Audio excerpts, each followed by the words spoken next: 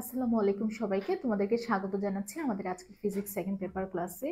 তো গতকাল হচ্ছে আমরা ফার্স্ট 3টা চ্যাপ্টার সলভ করেছিলাম, ফার্স্ট 3টা চ্যাপ্টার থেকে এমসিকিউ সলভ করেছিলাম। আজকে হচ্ছে বলেছিলাম যে বাকি চ্যাপ্টার যেগুলো আছে সেগুলো থেকে এমসিকিউ গুলো সলভ করব।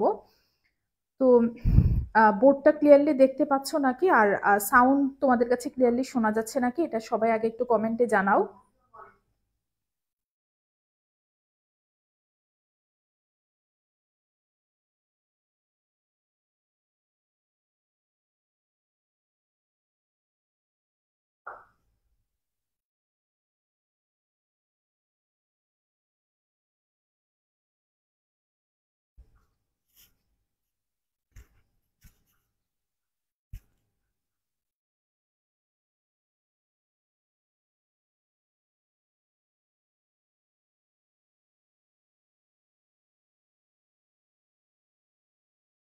প্রিয়ম লিখেছে আসসালামু আলাইকুম আপু। ওয়ালাইকুম আসসালাম।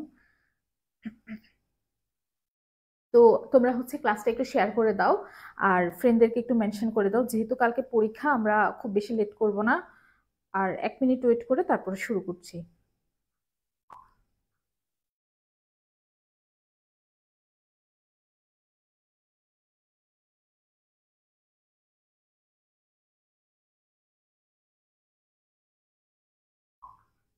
প্রীতি বিশ্বাস লিখেছে নমস্কার আপু।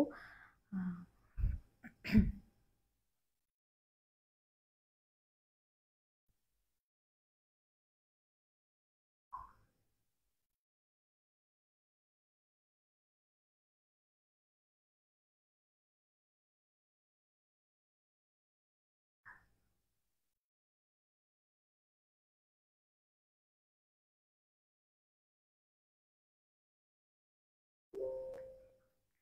আচ্ছা।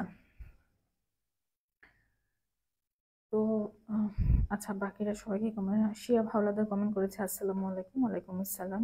মুশফিকা ফাতিমা কমেন্ট করেছে আসসালামু আলাইকুম আপু। ওয়ালাইকুম আসসালাম। ইমন কমেন্ট করেছে আসসালামু আলাইকুম। ওয়ালাইকুম আসসালাম। আচ্ছা, তো আমরা শুরু করছি। তোমরা হচ্ছে আস্তে আস্তে ফ্রেন্ডদেরকে মেনশন দিতে থাকো, সবাই জয়েন করুক। ফার্স্ট যে কোশ্চেনটা আজকে হচ্ছে চ্যাপ্টার 6 থেকে শুরু করছি, যেহেতু কালকে হচ্ছে আমরা লাস্ট চ্যাপ্টার পড়েছিলাম চলতরিৎ, সো আজকে হচ্ছে ভৌত আলোক বিজ্ঞান থেকে শুরু করছি। তো আমাদের আজকে ফার্স্ট কোশ্চেন হচ্ছে নিচের কোনটার তরঙ্গ দৈর্ঘ্য সর্বাপেক্ষা কম। তার মানে তরঙ্গ দৈর্ঘ্য সর্বাপেক্ষা কম কোনটার, কোন রশ্মির, অতিবেগুনি, এক্স রে, গামা রশ্মি নাকি অবলোহিত রশ্মি? সবাই একটু কমেন্টে জানাও।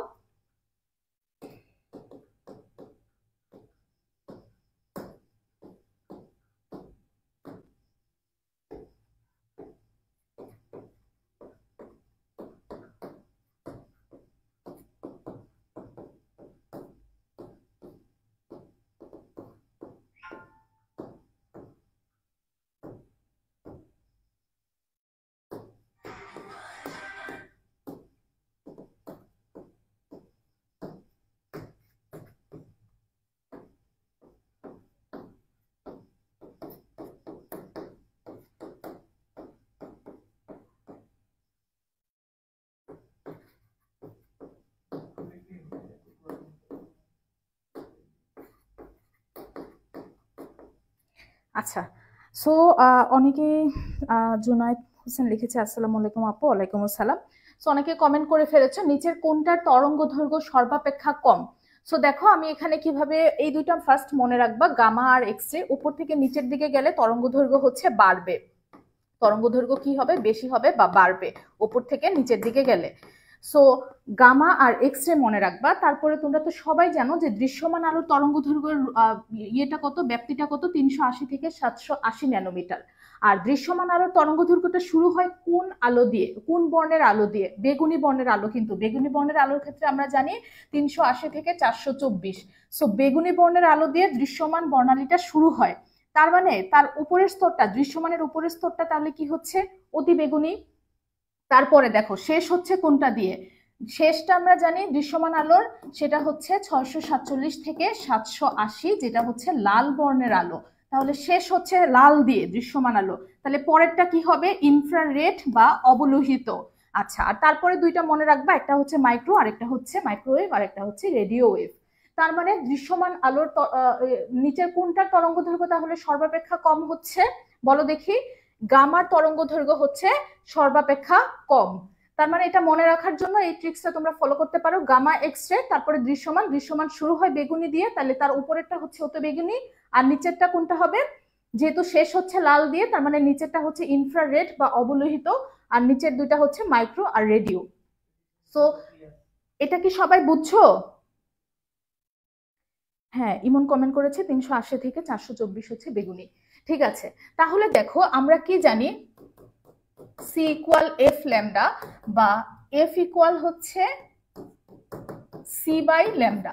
তার মানে তরঙ্গ দৈর্ঘ্যের সাথে কম্পাঙ্কের সম্পর্কটা হচ্ছে ব্যস্তানুপাতিক। সো তরঙ্গ দৈর্ঘ্য যদি কম হয় কম্পাঙ্ক হবে বেশি, তরঙ্গ দৈর্ঘ্য যদি বেশি হয় কম্পাঙ্ক হবে কম।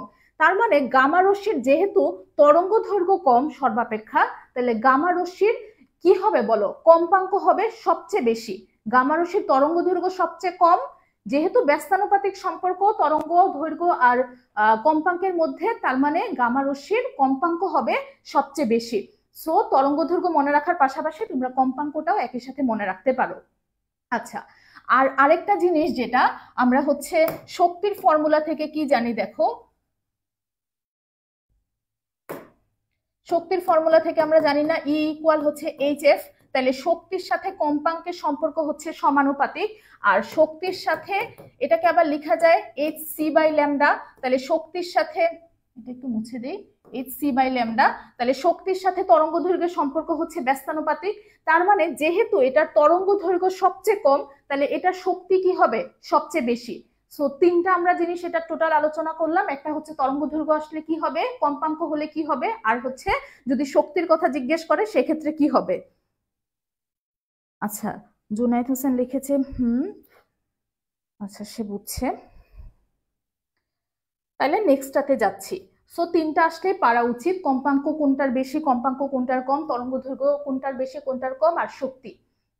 তারপরে কোশ্চেন আসি, শূন্য মাধ্যমে কোনো তড়িৎ চুম্বকীয় তরঙ্গের তরঙ্গ দৈর্ঘ্য দেওয়া আছে 0.03 সেন্টিমিটার হলে তরঙ্গটার কম্পাঙ্ক কত? তাহলে আমরা ফর্মুলা একটু আগে দেখে আসলাম, সি ইকুয়াল হচ্ছে এফ ল্যামডা, তার মানে এফ ইকুয়াল হচ্ছে সি বাই ল্যামডা। সি হচ্ছে আলোর বেগ, সবাই জানি সেটা, দেওয়াও আছে এখানে অলরেডি, 3 × 10⁸ ms ইনভার্স 1। আর ল্যামডা তাহলে তরঙ্গ দৈর্ঘ্য দেওয়া আছে সেন্টিমিটারে, যেহেতু আলোর বেগটা মিটার পার সেকেন্ডে, তার মানে এটাকে আমার কিসে নিতে হবে? মিটারে। 0.03 × 10⁻²। তাহলে করো তো দেখি সবাই। আচ্ছা, আজকে কি সিকিউ করাবে? সিকিউ সাজেশন আপু আমি বলে দিব পাশাপাশি যে কোনটা আসতে পারে কোন চ্যাপ্টার থেকে, সো সমস্যা নেই।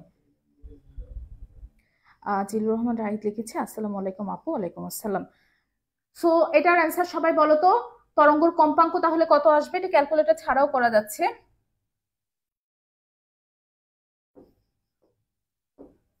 থ্রি ইন্টু 10⁻⁻4 হয়ে যাবে এখানে, তাহলে কত আসবে? 3 কাটাকাটি যাবে, 10⁻12, 10⁻12 হার্জ। তার মানে কম্পাঙ্ক আমরা কত পাচ্ছি? 10⁻12 হার্জ। আর কত মিনিট ক্লাস আপু? আমরা খুবই সংক্ষেপে করার ট্রাই করব, যেহেতু কালকে পরীক্ষা, সো খুব বেশি টাইম আসলে ওয়েস্ট করব না। ক্লাসটা দেখো, ইনশাল্লাহ বেনিফিটেড হবা। তারপরে আসে একটা তড়িৎ চুম্বকীয় তরঙ্গের তড়িৎ ক্ষেত্রে সর্বোচ্চ মান দেওয়া আছে 54 ভোল্ট পার মিটার, সেক্ষেত্রে চুম্বক ক্ষেত্রে সর্বোচ্চ মান কত? তড়িৎ ক্ষেত্রে সর্বোচ্চ মান দেওয়া আছে, সেক্ষেত্রে চৌম্বক ক্ষেত্রে সর্বোচ্চ মান কত? আমরা ফর্মুলা জানি, সি ইকুয়াল হচ্ছে E naught by V naught. E naught হচ্ছে তড়িৎ ক্ষেত্রের সর্বোচ্চ মান, ভি নট হচ্ছে চৌম্বক ক্ষেত্রের সর্বোচ্চ মান। তাহলে এখানে আমাকে চৌম্বক ক্ষেত্রের সর্বোচ্চ মান বের করতে বলছে, তার মানে বি নট ইকুয়াল হবে হচ্ছে ই নট বাই সি। তাহলে ই নট কত দেওয়া আছে? সেটা হচ্ছে 54 ভোল্ট পার মিটার, আর সি এর মান আমরা সবাই জানি সেটা হচ্ছে 3 × 10⁸8। তাহলে করে ফেলো, কত আসে? 18 × 10⁻⁻8।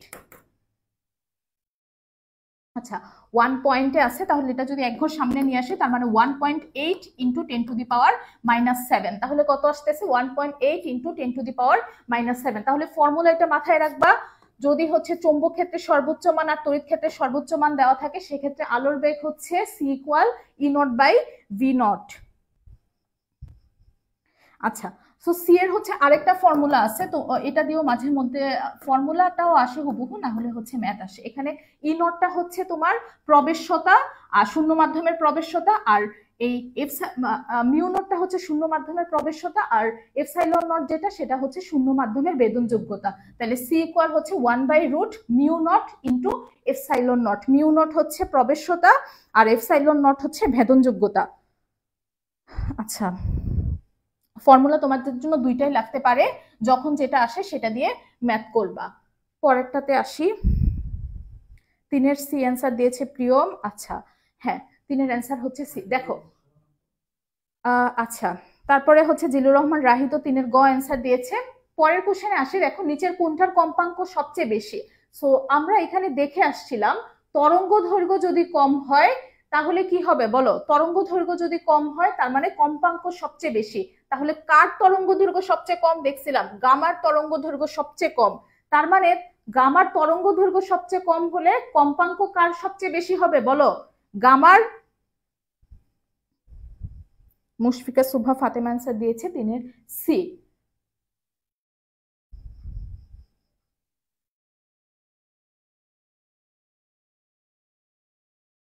আচ্ছা, তাহলে একটু খেয়াল করো, এখানে আসলে গামা নাই, কি কি আছে? বেতার, মাইক্রোওয়েভ আর হচ্ছে অতিবেগুনি অবলোহিত। এখন এই চারটার মধ্যে আমরা সম্পর্ক দেখব। যেহেতু কম্পাঙ্ক সবচেয়ে বেশি, তার মানে এই চারটার মধ্যে যার তরঙ্গ দৈর্ঘ্য সবচেয়ে কম তার কম্পাঙ্কই তো সবচেয়ে বেশি হবে। তাহলে এই চারটার মধ্যে কার তরঙ্গ দৈর্ঘ্য সবচেয়ে কম? দেখো প্রথমে কি আছে? প্রথমে আছে হচ্ছে অতিবেগুনি। তার মানে অতিবেগুনির তরঙ্গ দৈর্ঘ্য হচ্ছে সবচেয়ে কম। তাহলে আমরা এখানে দেখি, তাই কার কম্পাঙ্ক সবচেয়ে বেশি হবে? এই চারটার মধ্যে অতিবেগুনির তরঙ্গ দৈর্ঘ্য সবচেয়ে কম, তাহলে কম্পাঙ্ক হচ্ছে অতিবেগুনির সবচেয়ে বেশি হবে। আর কম্পাঙ্ক সবচেয়ে কম হবে কার? এই বেতার তরঙ্গের তরঙ্গ দৈর্ঘ্য সবচেয়ে বেশি। বেতার তরঙ্গের তরঙ্গ দৈর্ঘ্য সবচেয়ে বেশি, তাহলে এই বেতার তরঙ্গের কম্পাঙ্ক হবে সবচেয়ে কম। কম্পাঙ্ক কম। সো কম্পাঙ্ক কম বেশি দুইটাই আমি দেখাই দিলাম, আসলে পারা উচিত। আচ্ছা, 4-এর ডি, 4-এর সি হচ্ছে অ্যান্সার আপু। পরেরটাতে আসি। কোন তরঙ্গের জন্য অপবর্তন সর্বাধিক হয়? এটা মনে রাখবা, অপবর্তন সর্বাধিক হবে যখন হচ্ছে তরঙ্গ দৈর্ঘ্য সবচেয়ে বেশি। তরঙ্গ দৈর্ঘ্য বেশি যাদের, তাদের জন্য অপবর্তন সর্বাধিক হবে। তাহলে তরঙ্গ দৈর্ঘ্য কার বেশি? এই তিনটার মধ্যে আমি কেন এগুলা নিয়ে ডিসকাস করতেছি এত বেশি, কারণ এখান থেকে একটা কোশ্চেন থাকেই, আর এটা শুধু ফিজিক্সের জন্য না, এটা কিন্তু তোমার কেমিস্ট্রির জন্য লাগবে। সো দেখো তরঙ্গ দৈর্ঘ্য হচ্ছে বেশি, তার মানে তরঙ্গ দৈর্ঘ্য কার সবচেয়ে বেশি? আমরা জানি বেতার তরঙ্গের তরঙ্গ দৈর্ঘ্য সবচেয়ে বেশি, তাহলে বেতার তরঙ্গের অপবর্তন হবে সর্বাধিক। আর আরেকটা জিনিস বলে রাখি, গামার হচ্ছে কি তরঙ্গ দৈর্ঘ্য সবচেয়ে কম। তার মানে অপবর্তন সর্বাধিক হলে তরঙ্গ দৈর্ঘ্য বেশি হইতে হবে। আর কার বেশি এখানে তরঙ্গ দৈর্ঘ্য? বেতার তরঙ্গের তরঙ্গ দৈর্ঘ্য এখানে সবচেয়ে বেশি, তার মানে বেতার তরঙ্গের অপবর্তন হবে সর্বাধিক। আচ্ছা, ফারিহা জাহান অ্যান্সার দিয়েছে 4-এর সি। অর্পিতা তালুকদার দিয়েছে 4-এর সি। জিলুর রহমান রাহিদ অ্যান্সার দিয়েছে 4-এর সি। হ্যাঁ, 4-এর অ্যান্সার ছিল সি। তোমাদের সবার অ্যান্সার কারেক্ট। আচ্ছা, তাহলে 5 নাম্বারটাও বুঝছো হোপফুলি। এখন বলো 6 নাম্বারটা বলো দেখি। আমি তো অনেকগুলা করাই দিলাম, তোমরা এখন বলো।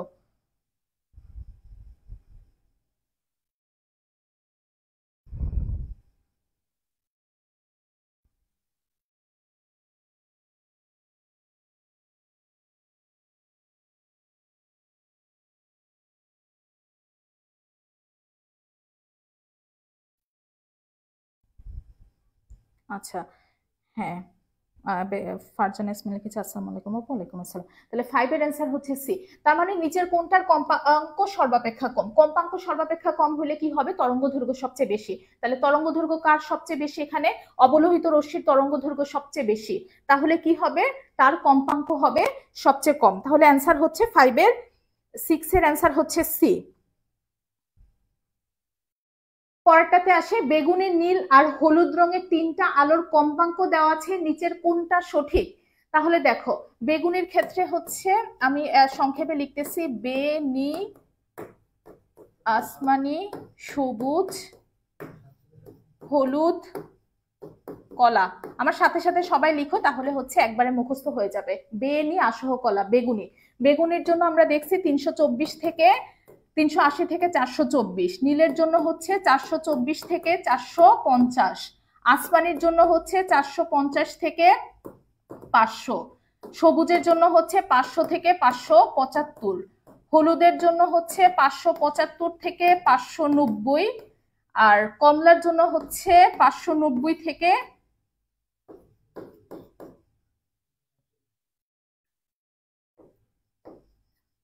647। আর লালের জন্য হচ্ছে 647 থেকে 780। এটা মনে রাখো, এটা তোমার ফিজিক্সের পাশাপাশি কেমিস্ট্রিতেও লাগবে, বারবারই বলতেছি। তাহলে বেগুনি, নীল আর হলুদ রঙের কম্পাঙ্ক, তার মানে তরঙ্গ দৈর্ঘ্য কি হচ্ছে বলো, উপর থেকে নিচের দিকে বাড়তেছে। তার মানে কম্পাঙ্ক কার কম হবে, দেখো কম্পাঙ্কের ক্ষেত্রে তার মানে বেগুনি বর্ণের তরঙ্গ দৈর্ঘ্য সবচেয়ে কম, বেগুনি বর্ণের তরঙ্গ দৈর্ঘ্য সবচেয়ে কম, তাহলে বেগুনির কি হবে, কম্পাঙ্ক হবে সবচেয়ে বেশি। তার মানে কম্পাঙ্ক নিউ আর কি, এটা নিউ ভি, এটার হবে সবচেয়ে বেশি। তারপরে আসি নীল, নীলেরও কম্পাঙ্ক হচ্ছে হলুদের থেকে কম, তাইলে নীলের কম্পাঙ্ক হবে কি বলো, নীলের তরঙ্গ দৈর্ঘ্য হচ্ছে হলুদের থেকে কম, তাহলে নীলের কম্পাঙ্ক হলুদের থেকে বেশি হবে, ব্লু। তারপরে আসি লাস্টে তো একদম আছে হচ্ছে হলুদ, তাহলে ওইটা কি মিউ ইউলো। তার মানে হচ্ছে এটা জাস্ট মাথায় রাখবা, তোমার হচ্ছে কম্পাঙ্ক তরঙ্গ দৈর্ঘ্যের ব্যস্তানুপাতিক, তার মানে কম্পাঙ্ক বাড়লে তরঙ্গ দৈর্ঘ্য কমে, তরঙ্গ দৈর্ঘ্য বাড়লে কম্পাঙ্ক কমে, এটা জাস্ট মাথায় রাখো তাহলেই হবে। তরঙ্গ দৈর্ঘ্য মানে ধরো তুমি যদি একটা জিনিস অনেক বেশি বড় হয় তাহলে সেটা কিন্তু খুব বেশি কম্পন দিতে পারবে না, আবার একটা জিনিস খুবই ছোট তাহলে সে কিন্তু খুব দ্রুত কাঁপতে পারবে, এটা দিয়েও তুমি মাথায় রাখতে পারো। আচ্ছা, তিথি গ্লোরিয়া অ্যান্সার দিয়েছে 7 এর বি, তার মানে 7 এর অ্যান্সারটা আমরা কত পাচ্ছি, এ। ফারজানা ইয়াসমিন অ্যান্সার দিয়েছে 7 এর এ, মুশফিকা সুভা ফাতেমা অ্যান্সার দিয়েছে 7 এর বি।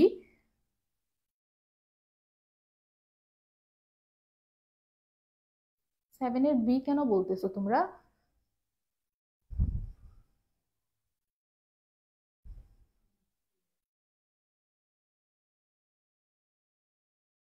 সেভেনের বি কেন অ্যান্সার দিচ্ছ সবাই?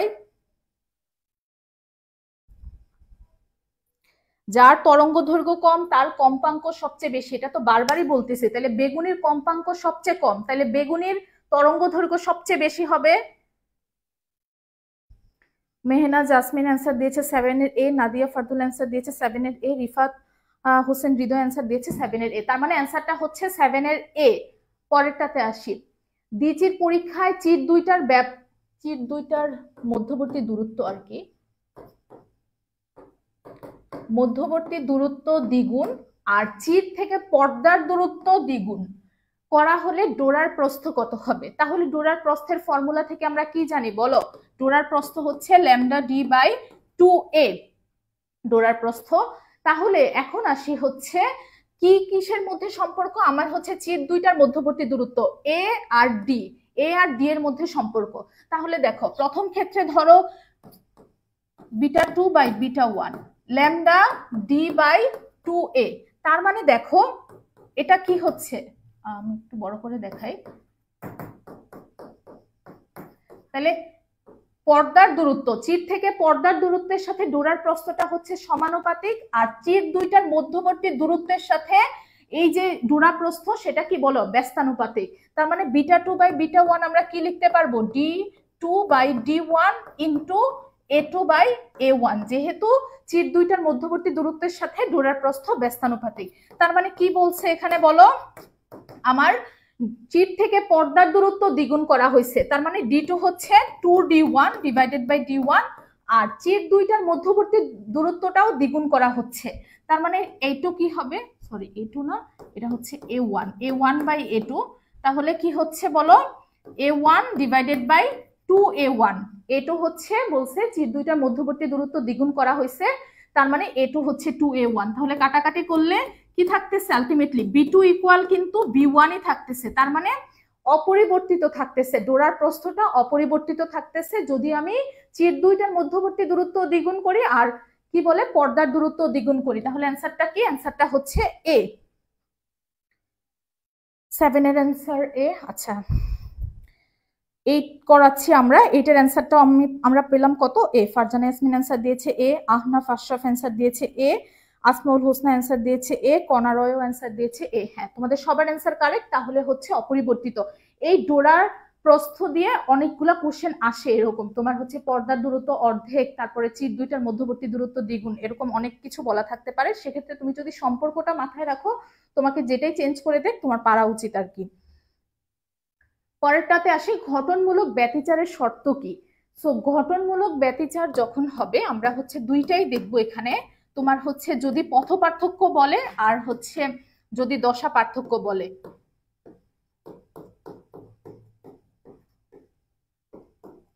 গঠনমূলক ব্যতিচারের ক্ষেত্রে পথ পার্থক্য হবে λ/2 এর জোড় গুণিতক। কি বললাম? গঠনমূলক ব্যতিচারের ক্ষেত্রে পথ পার্থক্য হবে λ/2 এর জোড় গুণিতক, এটা হচ্ছে পথ পার্থক্য। আর দশা পার্থক্যের ক্ষেত্রে আসি, দশা পার্থক্যটা কি হবে? পাই এর জোড় গুণিতক, 2n পাই, পাই এর জোড় গুণিতক। কি বললাম? গঠনমূলক ব্যতিচারের ক্ষেত্রে পথ পার্থক্য হবে λ/2 এর জোড় গুণিতক, আর দশা পার্থক্যটা হবে পাই এর জোড় গুণিতক। এখন আসি হচ্ছে ধ্বংসাত্মক ব্যতিচারের ক্ষেত্রে। ধ্বংসাত্মক ব্যতিচারের ক্ষেত্রে এটা হবে, আগেরটা কি ছিল? λ/2 এর জোড় গুণিতক গঠনমূলকের ক্ষেত্রে, আর ধ্বংসাত্মকের ক্ষেত্রে হবে λ/2 এর বিজোড় গুণিতক, এটা হবে 2n-1। কেউ চাইলে এখানে 2n+1ও ব্যবহার করতে পারো, কিন্তু এটা একটু ঝামেলাদায়ক। সো 2n+1 ব্যবহার করা থেকে বিরত থাকাটাই বেটার। তার মানে হচ্ছে 2n-1 λ/2। আর ইয়ের ক্ষেত্রে কি হবে? আগেরটা দেখছিলাম আমরা দশা পার্থক্য, গঠনমূলকের ক্ষেত্রে পাইয়ের জোড় গুণিতক, এটা হবে পাইয়ের বিজোড় গুণিতক, তার মানে 2n-1 ইন্টু পাই। তাহলে আসো আমরা মিলাই, ঘটনমূলক ব্যতিচারের শর্ত আমরা তাহলে কি পাচ্ছি এখানে? এখানে যেহেতু ল্যামডা দেওয়া সবগুলো, তার মানে এখানে পথ পার্থক্যের কথাই বলা হচ্ছে। তাহলে পথ পার্থক্য আমরা কি পাচ্ছি বলো দেখি? কাটাকাটি যদি করে দেই, তার মানে কি থাকতেছে? n lambda. তার মানে আমরা কি পাচ্ছি? D n lambda. গঠনমূলক ব্যতিচারের পথ পার্থক্য হচ্ছে n ল্যামডা, দশা পার্থক্য হচ্ছে পাইয়ের জোড় গুণিতক বা 2n পাই। বুঝছো সবাই? আচ্ছা, সবাই 9 এর ডি কমেন্ট করছে। হ্যাঁ, n ল্যামডা। জিহাদ হচ্ছে 9 এর সি। না ভাইয়া, 9 এর হবে হচ্ছে ডি অ্যান্সার, n ল্যামডা। পরেরটাতে আসে, ইয়ং এর ডিচির পরীক্ষায় তৃতীয় অন্ধকার ঝালকের ক্ষেত্রে তরঙ্গদৈর্ঘ্যের মধ্যে পথ পার্থক্য। তাহলে দেখো, অন্ধকারের ক্ষেত্রে বলছে, আমরা তো জানি গঠনমূলক ব্যতিচারে আমরা পাই হচ্ছে উজ্জ্বল ডোরা, আর ধ্বংসাত্মক ব্যতিচারে পাই হচ্ছে অন্ধকার ডোরা। তাহলে অন্ধকার ডোরার ক্ষেত্রে আমরা পথ পার্থক্য কি দেখছি? 2n-1 λ/2, 2n-1 into λ/2। তার মানে দেখো, যেহেতু তৃতীয় বলছে, তাহলে n এর মান কত? 3, 3 দুগুণে 6, 6 - 1 হচ্ছে 5, তাহলে 5 λ/2। কত পাচ্ছি? 5 λ/2। এখন কেউ যদি হচ্ছে ওইটা ইউজ করতা 2n+1 λ/2, তাহলে যদি তোমাকে এখানে থার্ড বলছে, তৃতীয় বলছে, তুমি কিন্তু n এখানে 3 ধরতে পারতা না, n 1 কম ধরতে হইতো। তৃতীয়র জায়গায় তোমাকে n এর মান ধরতে হইতো 2। তাহলে 2 × 2 + 1 λ/2, 5 λ/2। সো এটা দিয়েও তুমি করতে পারো, কিন্তু এটাতে একটু ঝামেলা হচ্ছে, এই যে মান বাড়ানো কমানো। সো কোনো ঝামেলাতে যাওয়ার আসলে দরকার নাই, আমরা ডিরেক্টলি এই ফর্মুলা ইউজ করব, 2n-1 λ/2।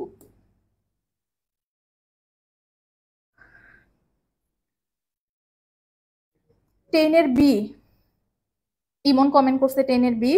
আচ্ছা, জুবাইর আহমেদ হচ্ছে বি। হ্যাঁ, 10 এর অ্যান্সার বি ছিল। এটা কি সবাই বুঝছো?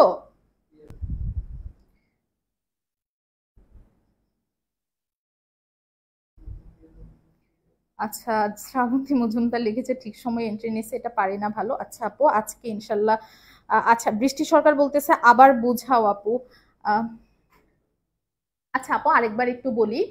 দেখো, গঠনমূলক ব্যতিচারের ক্ষেত্রে আমরা পথ পার্থক্য দেখছি λ/2 এর জোড় গুণিতক, মানে হচ্ছে 2n λ/2। আর পথ দশা পার্থক্যটা দেখছি পাইয়ের জোড় গুণিতক 2n পাই। ধ্বংসাত্মক ব্যতিচারের ক্ষেত্রে, গঠনমূলক ব্যতিচারের ক্ষেত্রে যেহেতু λ/2 এর জোড় গুণিতক, তাহলে কথাই আসে যে ধ্বংসাত্মকের ক্ষেত্রে কি হবে? বিজোড় গুণিতক। তার মানে λ/2 এর বিজোড় গুণিতক 2n-1। আর দশার ক্ষেত্রে আসি, দশার ক্ষেত্রে হচ্ছে পাইয়ের বিজোড় গুণিতক। আগেরটা ছিল পাইয়ের জোড় গুণিতক, আর এটা হচ্ছে পাইয়ের বিজোড় গুণিতক। সোজা কথায় তোমার হচ্ছে গঠনমূলকের ক্ষেত্রে সব হচ্ছে জোড়, আর ধ্বংসাত্মকের ক্ষেত্রে সব হচ্ছে বিজোড়। এটাই জাস্ট মাথায় রাখবা, হয়ে যাবে। সো নেক্সট কোশ্চেনে যাচ্ছি। দেখো এখানে কি বলছে, λ/2 দশা পার্থক্যের সদৃশ্য দুইটা তরঙ্গ একই দিকে ধাবিত হচ্ছে, তরঙ্গ দুইটার উভয়ের বিস্তার বলে দিছে 1 মিটার। সো তরঙ্গ দুইটা যদি এখন উপরিপাতনের ফলে লব্ধি তরঙ্গের বিস্তার কত হবে? তার মানে তরঙ্গ দুইটা যদি একটা আরেকটার উপর উপরিপাতিত হয় সেক্ষেত্রে কি হবে, লব্ধি তরঙ্গের বিস্তার কত হবে। আচ্ছা, সো বিস্তার তোমরা যেভাবে দুইটা ভেক্টরের লব্ধি বের করো ঠিক সেম ফর্মুলা। কি বের করব, লব্ধি তরঙ্গের বিস্তার a1 square plus a2 square plus 2a1 a2 cos theta. তার মানে দেখো কত আসতেছে, তাহলে আমাকে বলে দিচ্ছে দুইটা তরঙ্গের বিস্তার হবে হচ্ছে 1 মিটার 1 মিটার করে, তার মানে a1 ও 1 মিটার a2 ও হচ্ছে 1 মিটার। এখন আসো, এই যে দশা পার্থক্য বলে দিছে কত, λ/2, দশা পার্থক্য λ/2, λ/2 না, অ্যাকচুয়ালি দশা পার্থক্য তো আর ল্যামডা হয় না, এটা হবে হচ্ছে পাই/2। হ্যাঁ, পথ পার্থক্য হচ্ছে ল্যামডাতে আসে। তাইলে দেখো cos π/2 যেটা মানে হচ্ছে 90 আর কি। তাহলে আমরা কত পেয়ে যাচ্ছি, এই পুরাটা হচ্ছে 0 পেয়ে যাচ্ছি, থাকতেছে কি √1 + 1, তার মানে হচ্ছে √2। তাহলে অ্যান্সার কি আসতেছে, √2 মিটার। √2 মিটার হচ্ছে এটার অ্যান্সার। হ্যাঁ, 11 এর সবাই কারেক্ট অ্যান্সার দিচ্ছে। 11 এর এ, মোতালেব খান অ্যান্সার দিয়েছে, মিনহাজুল ইসলাম অ্যান্সার দিয়েছে এ, সোহামনি অ্যান্সার দিয়েছে এ, বৃষ্টিও অ্যান্সার দিয়েছে এ। আচ্ছা, সবার অ্যান্সার কারেক্ট। পরেরটাতে আসি, একটা তরঙ্গের দুইটা বিন্দুর মধ্যবর্তী পথ পার্থক্য দেওয়া আছে হচ্ছে 3λ/4, সেক্ষেত্রে দশা পার্থক্য কত হবে। আচ্ছা, সো এটা সবাই মাথায় রাখবা, এই জিনিসটা এটা খুবই আসে, দশা পার্থক্য দেওয়া থাকে পথ পার্থক্য বের করতে বলে, অথবা পথ পার্থক্য দেওয়া থাকে দশা পার্থক্য বের করতে বলে। তাহলে দশা পার্থক্য হচ্ছে 2π/λ ইন্টু পথ পার্থক্য। দেখো তাহলে আমাকে কি বের করতে বলবে, দশা পার্থক্য বের করতে বলা হচ্ছে। পথ পার্থক্য কত দেওয়া আছে, পথ পার্থক্য দেওয়া আছে হচ্ছে 3λ/4। ল্যামডা কাটাকাটি যাবে, তাহলে কি আসতেছে বলো, 3π/2। 3π/2 হচ্ছে দশা পার্থক্য, 3π/2 অ্যান্সার হচ্ছে ডি। সো তোমাকে যদি দশা পার্থক্য ফর্মুলা কিন্তু এটাই, দশা পার্থক্য ইকুয়াল হচ্ছে 2π/λ ইন্টু পথ পার্থক্য। যদি পথ পার্থক্য বের করতে বলে সেটা হবে দশা ডিভাইডেড বাই 2π/λ।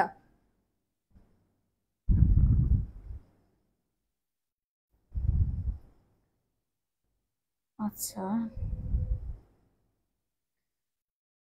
সো সবাই হোপফুলি পারবা এটা, দশা পার্থক্য বলুক আর পথ পার্থক্য বলুক, এগুলো একটা কোশ্চেন থাকেই, মানে তোমার হচ্ছে আলোর ভৌত বিজ্ঞান থেকে কোশ্চেন থাকলে এটা হচ্ছে এই টপিকটা সবার আগে আসে আর কে এমসিকিউর জন্য। সো ইয়ং এর দ্বিতীয় পরীক্ষায় দুইটা পাশাপাশি উজ্জ্বল ডোরা সৃষ্টির জন্য উৎসদ্বয় থেকে আগত আলোক তরঙ্গদ্বয়ের মধ্যকার পথ পার্থক্য। তাহলে কি বলছে বলো দেখি, দুইটা পাশাপাশি উজ্জ্বল ডোরা উজ্জ্বল ডোরা সৃষ্টির জন্য আমরা পথ পার্থক্য কত দেখছিলাম বলো, 2n ইন্টু λ/2, মানে λ/2 এর জোড় গুণিতক। তাহলে দেখো এখানে আমি ধরো n এর মান 1 ধরে নিচ্ছি, প্রথম উজ্জ্বল ডোরা, তাহলে প্রথম উজ্জ্বল ডোরা কত পাচ্ছি আমরা, 2 ইন্টু 1 ইন্টু λ/2, 2 কাটাকাটি, তার মানে প্রথম উজ্জ্বল ডোরার জন্য পথ পার্থক্যটা হচ্ছে ল্যামডা, আর দ্বিতীয় উজ্জ্বল ডোরার জন্য পথ পার্থক্য তাহলে কত হচ্ছে বলো,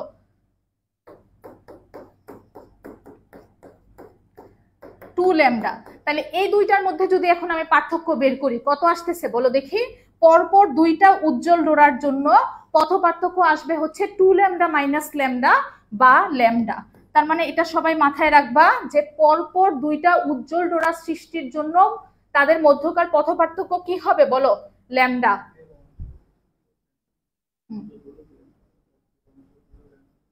অন্ধকার,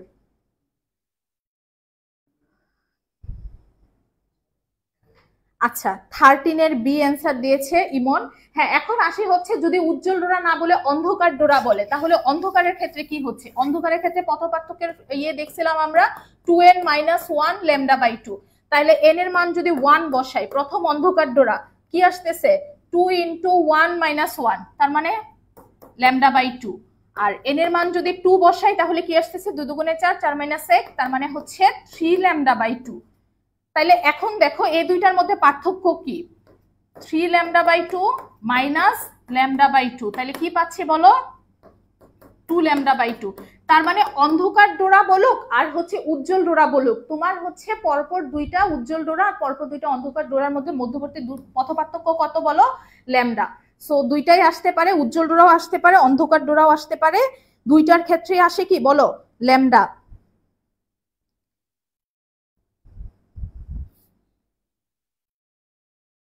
আচ্ছা, পরেরটাতে আসি। অপরিপাতিত দুইটা তরঙ্গের বিস্তারের অনুপাত দেওয়া আছে 2:1 হলে সর্বোচ্চ আর সর্বনিম্ন তীব্রতার অনুপাত। সো আমরা হচ্ছে বিস্তারের সাথে তীব্রতার সাথে বিস্তারের সম্পর্ক জানি, I is proportionate to A square, হ্যাঁ, বর্গের সমানুপাতিক তীব্রতাটা। সো আই ম্যাক্স আর আই মিন এই দুইটার অনুপাত তোমার কাছে জানতে চাচ্ছে। আই ম্যাক্স হবে হচ্ছে A1 plus A2 whole square, আর আই মিনিমামটা হবে A1 minus A2 whole square. এখন দেখো এখানে তোমাকে বিস্তারের অনুপাতটা দেওয়া আছে, মানে A1 বাই A2 দেওয়া আছে।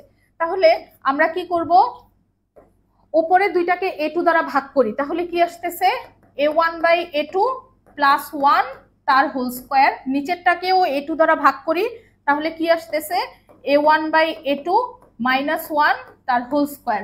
তার মানে A1 বাই A2 তো আমাকে দেওয়াই আছে, সেটা হচ্ছে 2:1।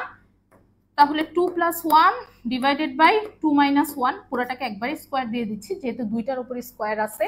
তার মানে কত আসতেছে বলো, 3 স্কোয়ার হচ্ছে 9, 9:1, 9:1 আসবে হচ্ছে সর্বোচ্চ আর সর্বনিম্ন তীব্রতার অনুপাত। তাহলে হচ্ছে 14 অ্যান্সার পাচ্ছি কি, 14 অ্যান্সার পাচ্ছি হচ্ছে বি। আচ্ছা, কেউ হচ্ছে ইররিলেভেন্ট কমেন্ট করবা না, একদম ডিরেক্টলি ব্যান করা হবে। খুব কষ্ট করে ক্লাস নিচ্ছি, সো ফাইজলামির আসলে কোনো সুযোগ নাই এখানে।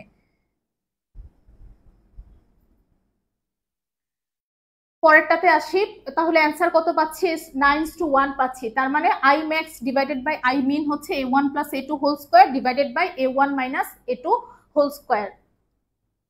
দুইটা সুসংগত উৎসের বিস্তারের অনুপাত দেওয়া আছে 3:2, তরঙ্গ দুইটার তীব্রতার অনুপাত কোনটা। তাহলে আমরা একটু আগে দেখে আসছি যে I is proportionate to A square, তার মানে তীব্রতা হচ্ছে কি বলো, বিস্তারের বর্গের সমানুপাতিক। তাহলে এখান থেকে আমরা একবারে ডিরেক্টলি বলতে পারি না যে I1 বাই I2 ইকুয়াল কি হবে A1 by A2 whole square. তার মানে বিস্তারের অনুপাত কত দেওয়া আছে 3:2, তাহলে 3/2 হোল স্কোয়ার যেটা হচ্ছে 9:4। তার মানে তীব্রতার অনুপাত কত পাচ্ছি 9:4। সো তোমার হচ্ছে সর্বোচ্চ তীব্রতা সর্বনিম্ন তীব্রতার অনুপাতও বের করছি আমরা। আর যদি তোমাকে এরকম বিস্তারের অনুপাত দেওয়া থাকে সেক্ষেত্রে তীব্রতার অনুপাত কিভাবে বের করতে হবে সেটাও দেখলাম। আচ্ছা, সো এখানে 15 অ্যান্সার হচ্ছে 9:4। জুবাইর আহমেদ অ্যান্সার দিয়েছে এ, ঐশী ইসলাম অ্যান্সার দিয়েছে এ। আচ্ছা, সো তোমাদের সবার অ্যান্সার কারেক্ট, অ্যান্সারটা হচ্ছে এ। যদি হচ্ছে তোমরা মানে অ্যান্সারগুলো কমেন্ট করো সেক্ষেত্রে হচ্ছে নাম্বারটা পাশে তারপরে অ্যান্সারটা লিখো, তাহলে আমার বুঝতে সুবিধা হচ্ছে তুমি কোন কোশ্চেনের অ্যান্সার দিচ্ছ। হ্যাঁ, ইমন অ্যান্সার দিয়েছে 15 এর এ, তাহলে আমরা অ্যান্সার পাচ্ছি হচ্ছে 9:4। পরেরটাতে আসি, ইয়ং এর দ্বিচির পরীক্ষায় চিরদ্বয়ের মধ্যবর্তী দূরত্ব দেওয়া আছে 0.4 মিলিমিটার। চিরটাকে 6000 অ্যাংস্ট্রম তরঙ্গ দৈর্ঘ্যের আলো দ্বারা আলোকিত করলে পর্দায় কেন্দ্রীয় উজ্জ্বল থেকে 18 মিলিমিটার দূরে সর্বশেষ উজ্জ্বল ডোরা পাওয়া যায়। সেক্ষেত্রে পর্দার দূরত্ব দেওয়া আছে 1 মিটার।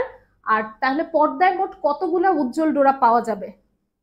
সো তোমাকে এখানে কি বলছে দেখো, কেন্দ্রীয় উজ্জ্বল থেকে সর্বশেষ উজ্জ্বল ডোরার দূরত্ব দেওয়া আছে হচ্ছে 18 মিলিমিটার। আমরা কেন্দ্রীয় উজ্জ্বল থেকে মানে কেন্দ্রীয় যে ডোরাটা আছে, নর্মালি কেন্দ্রীয় ডোরাটা উজ্জ্বলই হয়, সো কেন্দ্রীয় ডোরা থেকে উজ্জ্বল ডোরা কিভাবে বের করবো আর অন্ধকার ডোরা। দেখো উজ্জ্বল ডোরা বের করব হচ্ছে যে কোনো ডোরাই এই ফর্মুলা দিয়ে ইউজ করব, lambda X D divided by A. এখন যদি তোমাকে উজ্জ্বল ডোরা বের করতে বলে, উজ্জ্বলের ক্ষেত্রে আমরা কি জানি, পথ পার্থক্যটা হচ্ছে 2n into lambda by 2 D A. তাহলে উজ্জ্বলের ক্ষেত্রে পথ পার্থক্যটা হচ্ছে কাটাকাটি চলে যাবে n ল্যামডা ডি বাই এ, আর অন্ধকারের ক্ষেত্রে যেহেতু অনেক সূত্র, সেহেতু তুমি যদি কেন্দ্রীয় থেকে যে কোনো ডোরা, উজ্জ্বল ডোরা বলুক আর অন্ধকার ডোরা বলুক, যে কোনো ডোরা ইউজ করার ক্ষেত্রে আমরা ফর্মুলা ইউজ করবো হচ্ছে ল্যামডা এক্স ডি বাই এ। আর উজ্জ্বল ডোরার ক্ষেত্রে পথ পার্থক্য আমরা দেখছি 2n into lambda by 2। So সেটা যদি বসাও তাহলে এখানে আমরা পাচ্ছি n ল্যামডা ডি বাই এ। আর একই রকম ভাবে অন্ধকারের ক্ষেত্রে আমরা ডেল এক্সটা কি জানি, অন্ধকারের ক্ষেত্রে ডেল এক্সটা জানি 2n minus 1 into lambda by 2 into D by A. So এটাকে সিম্পলিফাই করবা, করে যেটা আসে এটাই। তার মানে উজ্জ্বল ডোরা বলুক আর অন্ধকার ডোরা বলুক, হোপফুলি এই সূত্রটা সবার মাথায় থাকবে। তো আমাকে এখানে বলছে কেন্দ্রীয় উজ্জ্বল থেকে উজ্জ্বল ডোরার দূরত্ব, তাহলে উজ্জ্বল ডোরার দূরত্ব মানে আমি কোন ফর্মুলা ইউজ করব, n ল্যামডা ডি বাই এ। চলো আমরা হচ্ছে এই ফর্মুলাটা ইউজ করে করি, n ল্যামডা ডি বাই এ। দেখো দূরত্বটা আমাকে কিন্তু দেওয়া আছে, দূরত্বটা দেওয়া আছে হচ্ছে 18 মিলিমিটার। তাহলে কেন্দ্রীয় উজ্জ্বল ডোরা থেকে কেন্দ্রীয় ডোরাটার দূরত্ব হচ্ছে 18 মিলিমিটার, মানে হচ্ছে 18 into 10 to the power minus 3। আমাকে বলছে কতগুলো উজ্জ্বল ডোরা পাওয়া যাবে, তার মানে এন এর মানটা বের করা হচ্ছে আমার কাজ। তাহলে দেখো n ল্যামডা ডি ইকুয়াল আসবে 18 into 10 to the power minus 3। আর চির দুইটার মধ্যবর্তী দূরত্ব এ দেওয়া আছে, সেটা হচ্ছে 0.4 মিলিমিটার। তার মানে 0.4 into 10 to the power minus 3। সেখান থেকে n এর মানটা বের করব ল্যামডা ডি দ্বারা ভাগ করে। ল্যামডা কত দেওয়া আছে, ল্যামডার ভ্যালু দেওয়া আছে হচ্ছে 6000 অ্যাংস্ট্রোম। তাহলে 6000 into 10 to the power minus 10। আর ডি এর ভ্যালু দেওয়া আছে হচ্ছে 1 মিটার। তাহলে এখান থেকে এন এর মানটা যদি সলভ করো তাহলে মোস্ট প্রবলি এখানে কাটাকাটি করলে 12 আসার কথা। তার মানে হচ্ছে 12টা ডোরা পাওয়ার কথা। এখন দেখো 12টা ডোরা হচ্ছে আমি কেন্দ্রীয় উজ্জ্বল ডোরা থেকে মানে উপরের দিকে ধরো 12টা ডোরা পাবো, নিচের দিকেও কিন্তু কেন্দ্রীয় উজ্জ্বল ডোরা থেকে সেম 12টা ডোরা পাচ্ছি। তার মানে উপরের দিকে 12টা ডোরা পাবো, নিচের দিকেও কিন্তু 12টা ডোরা পাবো। তাইলে 12 টোটাল পাচ্ছি কত, উজ্জ্বল ডোরা পাচ্ছি হচ্ছে 24টা। তার মানে 24টা উজ্জ্বল ডোরা পাচ্ছি। আর কেন্দ্রীয় ডোরাটা তো সবসময় উজ্জ্বলই থাকে। অনেক সময় কোশ্চেনে বেশিরভাগই এখানে 24টা না থেকে আসলে 25টা থাকার কথা ছিল আর কি, কিন্তু এখানে যেহেতু 25 নাই, তার মানে তুমি মার্ক করবা কোনটা, 24টাই। আর যদি আমরা এটার সাথে কেন্দ্রীয় ডোরাটাও ধরি, যেহেতু কেন্দ্রীয় ডোরাটাও উজ্জ্বল ডোরা, তার মানে তখন কত পাবো, 25। সো অপশনে যদি 25 থাকে তুমি তো 25ই অ্যান্সার করবা। যেহেতু অপশনে 25 নাই, 24 আছে, সেজন্য আমরা হচ্ছে 24 অ্যান্সার করছি। আচ্ছা, এই ম্যাথ করতে করতে এমসিকিউ টাইম শেষ না। আমি তো তোমাকে বুঝাইছি বলে এটা অনেক টাইম লাগছে, বাট তুমি তো ডিরেক্ট হচ্ছে এন ল্যামডা ডি বাই এ এই ফর্মুলা ইউজ করে করবা। জাস্ট এখানে ক্যালকুলেশন, ক্যালকুলেটর দিয়েও করবা সেটা। এটা যদি আমাদের হচ্ছে এডমিশন টেস্টে আসে তাহলে কিন্তু ক্যালকুলেটর ছাড়াই তোমাকে করতে হবে, এবং এই টাইপের ম্যাথও আসে। সো এটা করতে করতে টাইম শেষ হয়ে যাবে এরকম না আর কি।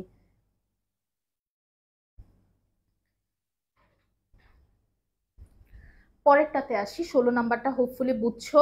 যারা বুঝছো 16 নাম্বার একটু ক্লিয়ার লিখো, এটা আরেকবার বুঝাবেন আপু। আচ্ছা, তাহলে দেখো আমরা হচ্ছে এন ল্যামডা ডি বাই এ, এটা হচ্ছে কেন্দ্রীয় ডোরা থেকে উজ্জ্বল ডোরার দূরত্ব যে ফর্মুলা আছে। সো এখানে তোমাকে বলে দিছে যে উজ্জ্বল ডোরার দূরত্বটা কত, 18 মিলিমিটার দূরে আমি সর্বশেষ উজ্জ্বল ডোরাটা পাই। তাহলে সেখান থেকে আমরা হচ্ছে কতগুলো উজ্জ্বল ডোরা পাবো আমি সেটা বের করতে হবে। তার মানে এন এর মানটা বের করছি, তাহলে এন আসছে 12।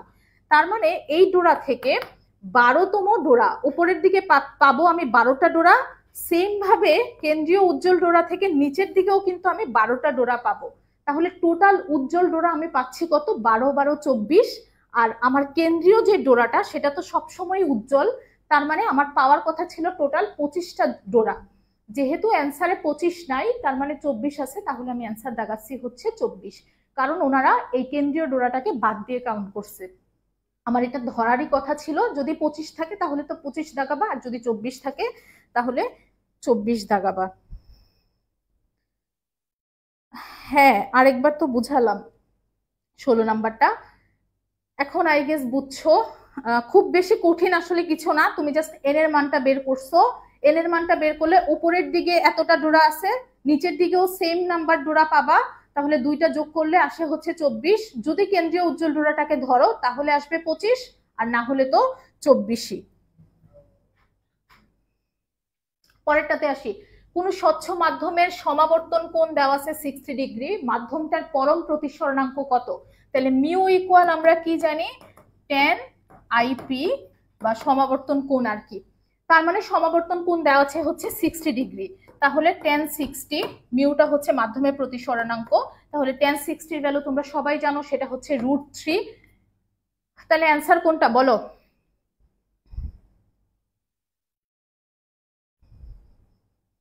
অ্যান্সারটা পাচ্ছি হচ্ছে √3।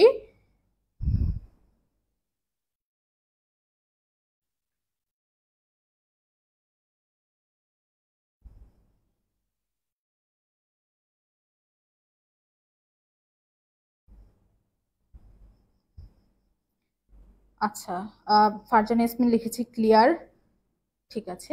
তাহলে 17 এর ডি পাচ্ছি, √3 কে যদি ক্যালকুলেটরে করো পাবা হচ্ছে 1.73, তার মানে অ্যান্সারটা হচ্ছে সমাবর্তন কোণ যদি আসে, তোমার তোমার ফর্মুলা হচ্ছে এটাই যে প্রতিসরণাঙ্ক ইকুয়াল হচ্ছে 10 সমাবর্তন কোণ। সমাবর্তন কোণ দেওয়া আছে 60, তার মানে tan 60 হচ্ছে √3। দেখো পরের কোশ্চেনটা হচ্ছে কোন স্বচ্ছ মাধ্যমের সমাবর্তন কোণ দেওয়া আছে 60 ডিগ্রি, প্রতিসরণ কোণের মান কত? তাহলে সমাবর্তন কোণ আর প্রতিসরণ কোণ এই দুইটা, এটা একটু মনে রাখবা, সমাবর্তন কোণ প্লাস হচ্ছে প্রতিসরণ কোণ, দুইটার সমষ্টি আসবে হচ্ছে 90 ডিগ্রি। তাহলে সমাবর্তন দেওয়া আছে 60, তার মানে প্রতিসরণ কত হবে 90 - 60, তাহলে আমরা পাচ্ছি কত 30 ডিগ্রি। সমাবর্তন কোণ দেওয়া আছে 60, সমাবর্তন আর প্রতিসরণ মিলে পাবো 90 ডিগ্রি, সো প্রতিসরণ কোণ সেখান থেকে কত পাচ্ছি 90 - 60, 30 ডিগ্রি। আচ্ছা, 18 এর অ্যান্সার 17 এর ডি, হ্যাঁ 17 এর অ্যান্সার ছিল ডি 1.73। পরের কোশ্চেনে যাই, কোন সুসংগত উৎস হতে নির্গত তরঙ্গদ্বয় যদি সমদশায় মিলিত হয়। আচ্ছা, আমরা কি বলছিলাম, গঠনমূলক ব্যতিচার অবশ্যই তরঙ্গদ্বয় হচ্ছে সমদশায় মিলিত হবে, আর ধ্বংসাত্মক ব্যতিচারের ক্ষেত্রে তারা বিপরীত দশায় মিলিত হবে। সো সমদশায় যদি মিলিত হয় আমি পাবো ঘটনমূলক ব্যতিচার অথবা উজ্জ্বল ডোরা, বিপরীত দশায় মিলিত হলে ধ্বংসাত্মক ব্যতিচার অথবা অন্ধকার ডোরা। তাহলে সমদশায় মিলিত হবে মানে কি বলো, গঠনমূলক ব্যতিচার। গঠনমূলক ব্যতিচারের ক্ষেত্রে পথ পার্থক্য আমরা জানি কি, λ/2 এর জোড় গুণিতক। তাহলে এখানে জোড় আর যুগ্ম কিন্তু একই কথা, জোড় বলুক আর যুগ্ম বলুক, আর বিজোড় আর অযুগ্ম, তাহলে λ/2 এর যুগ্ম গুণিতক হবে হচ্ছে পথ পার্থক্য। সহজ ছিল এটা। পরেরটাতে আসি, একক রেখা ছিদ্রে ল্যামডা তরঙ্গ দৈর্ঘ্যের আলো দ্বারা অপবর্তনের ফলে থিটা অপবর্তন কোণে অপবর্তন ঝালর তৈরি হলো, তাহলে প্রথম অবম গঠনের শর্ত কি?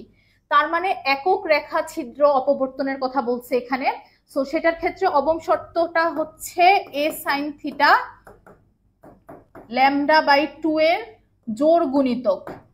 এ সাইন থিটা অবমের ক্ষেত্রে হচ্ছে λ/2 এর জোড় গুণিতক। সবাই একটু কমেন্ট করো তো কত, আচ্ছা সবাই অ্যান্সার দিয়েছে এটা। তাহলে 2n আর ল্যামডা 2 তো কাটাকাটি যাবে, আমরা পাবো কি n ল্যামডা, তার মানে অবম গঠনের শর্ত হচ্ছে a sin theta n lambda. So প্রথম অবম যেহেতু বলছে, তার মানে n এর মান কত, n এর মান হচ্ছে 1, তাহলে a sin থিটা ল্যামডা হচ্ছে এটার অ্যান্সার। 20 এর অ্যান্সার। আচ্ছা,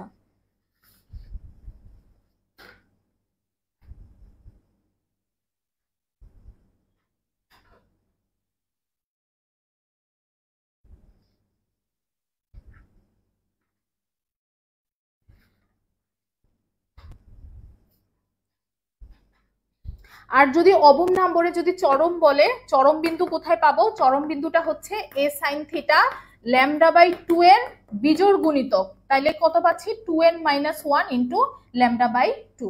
সো অবম গঠনের শর্ত বলুক আর চরম গঠনের শর্ত বলুক, অবমের ক্ষেত্রে λ/2 এর জোড় গুণিতক আর চরমের ক্ষেত্রে λ/2 এর বিজোড় গুণিতক।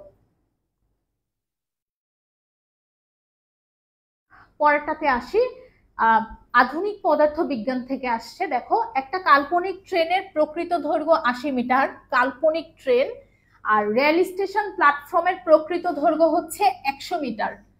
ট্রেনটি এত বেগে প্ল্যাটফর্মটা অতিক্রম করে গেল যে অতিক্রমকালে ট্রেন আর প্ল্যাটফর্মের দৈর্ঘ্যটা তার কাছে একদমই সমান মনে হচ্ছে, সেক্ষেত্রে ট্রেনটার বেগ কত ছিল? তাহলে দেখো আমরা হচ্ছে ফর্মুলা জানি L equal L naught root 1 minus B square divided by C square.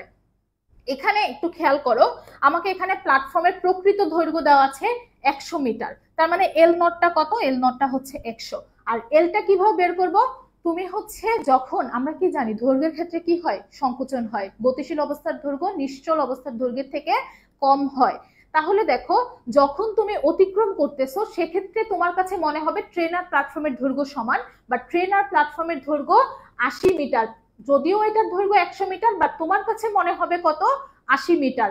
তার মানে এলটা কত? 80। তাহলে এখান থেকে আমি কিভাবে বিটা বের করি? দেখো 1 minus B square by C square কত আসতেছে? 80 by 100 root 1 minus B square by C square. তাহলে বোথ সাইডে যদি 4 দিয়ে কাটলে, আচ্ছা 20 দিয়ে কাটলে হচ্ছে 4 বাই 5, বোথ সাইডে যদি স্কোয়ার করে দেই তাহলে হচ্ছে 16 বাই 25 আসে 1 minus B square by C square. সেক্ষেত্রে B square by C square আসবে হচ্ছে 25 বাই 9। তার মানে বি ইকুয়াল কি আসবে বলো দেখি? 3 by 3c by 5, 3c by 5 আসবে হচ্ছে বি এর মান।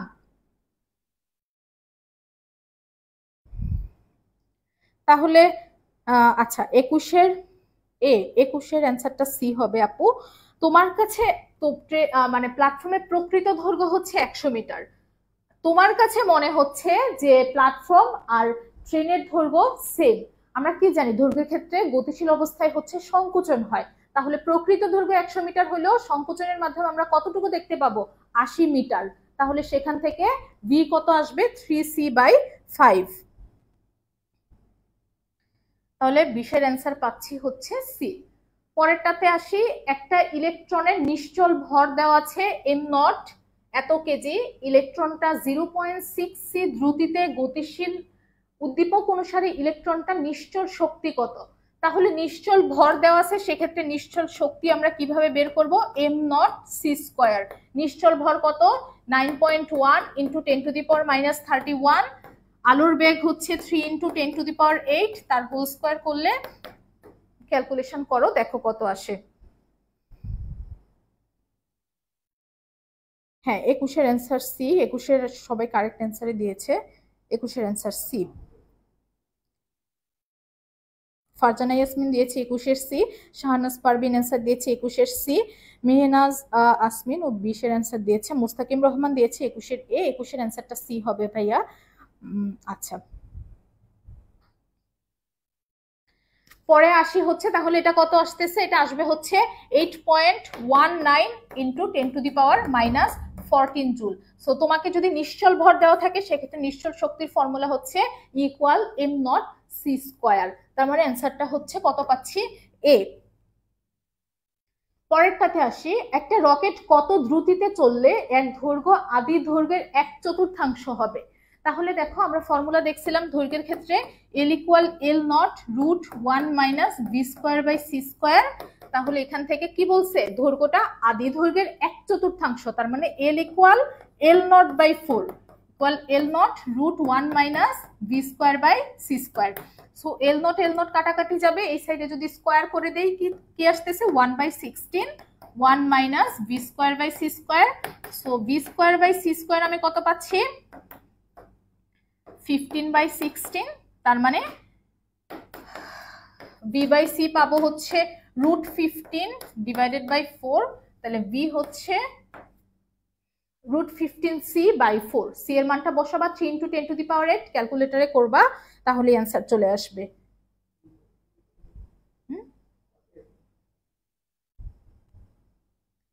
আচ্ছা 22-এর এই অ্যান্সার দিচ্ছে সবাই, ঠিক আছে। তারপরেরটা হচ্ছে রুট 15c বাই 4, একদম সহজ। দৈর্ঘ্য আদি দৈর্ঘ্যের 1/4 বলছে, তাহলে L equal L naught by 4 simply করে ফেললেই হবে। অনেক সময় হচ্ছে এটা তোমার দৈর্ঘ্য না বলে ক্ষেত্রফল বলে, যে একটা বিমান হচ্ছে এত দৈর্ঘ্যের বর্গাকার মাঠের দৈর্ঘ্য বরাবর উড়ে যাচ্ছে, সেক্ষেত্রে বিমানে বসা যাত্রীর কাছে ক্ষেত্রফল কত মনে হবে?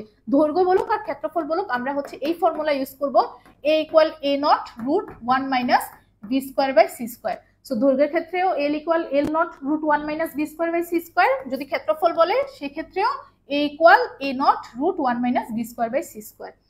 সো দুইটাই দেখাই দিলাম। পরেরটাতে আসি, এম নট স্থির ভরের কোনো কণার গতিশীল ভর দেওয়া আছে এম, কণার গতিশক্তি স্থির অবস্থার শক্তির 3 গুণ, নিচের কোন সম্পর্কটা সঠিক?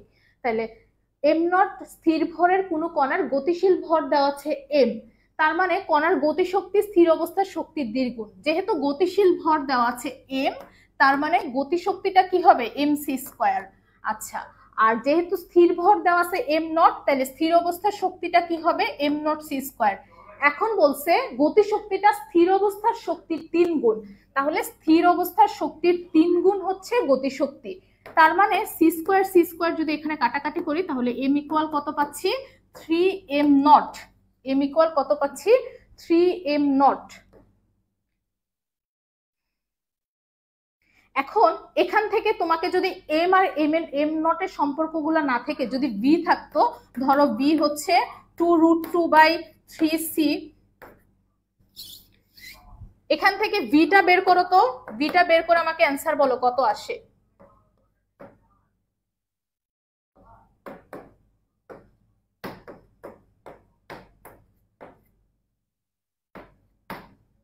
এম ইকুয়াল 3 এম নট তো আমরা ফর্মুলা পাইছি, মানে পাইছি, এখান থেকে ভিটা বের করো। ভিটা দেখো এখানে 4টা অপশনের কোনটা আসে,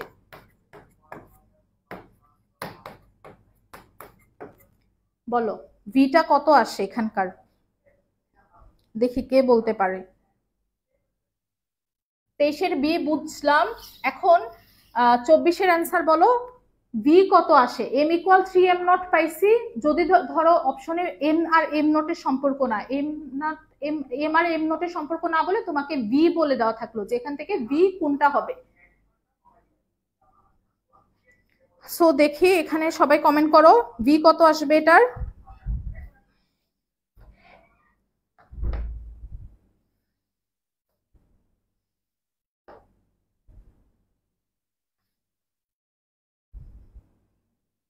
ভি কত আসে?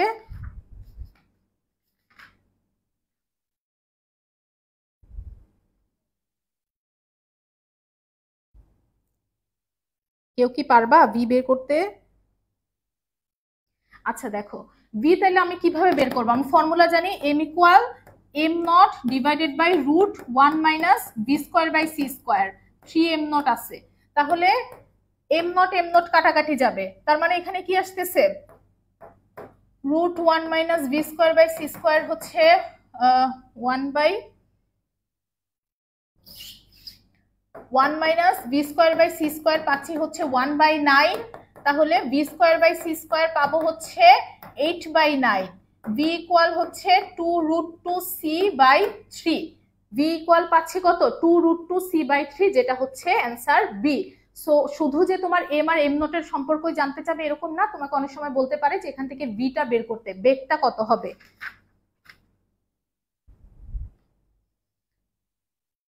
আচ্ছা 24 ভাইয়া, আমি যেটা বের করছি গতিশীল ভর আর স্থির অবস্থার শক্তির ভর, অ্যান্সারটা হচ্ছে এম ইকুয়াল 3 এম নটে আসছে, কিন্তু আমি বলছি এখানে তোমাকে এম আর এম নটের সম্পর্ক না থেকে যদি বেগ বের করতে বলে, যে বেগটা এখানে কত আসে, ভিটা কত, সো ভিটার মান আমরা দেখছি 2√2c/3 আসে। জাস্ট এম এর জায়গায় ফর্মুলা দিয়ে রিপ্লেস করছি M naught by √1 minus B square by C square. So ওভাবেও আসতে পারে আর কি, যেভাবেই আসুক হোপফুলি পারবা। পরেরটাতে আসি, একটা ইলেকট্রনের নিশ্চল ভর দেওয়া আছে, গতিশীল করায় ইলেকট্রনটার ভর হলো এত, ইলেকট্রনটার গতিশক্তি কত?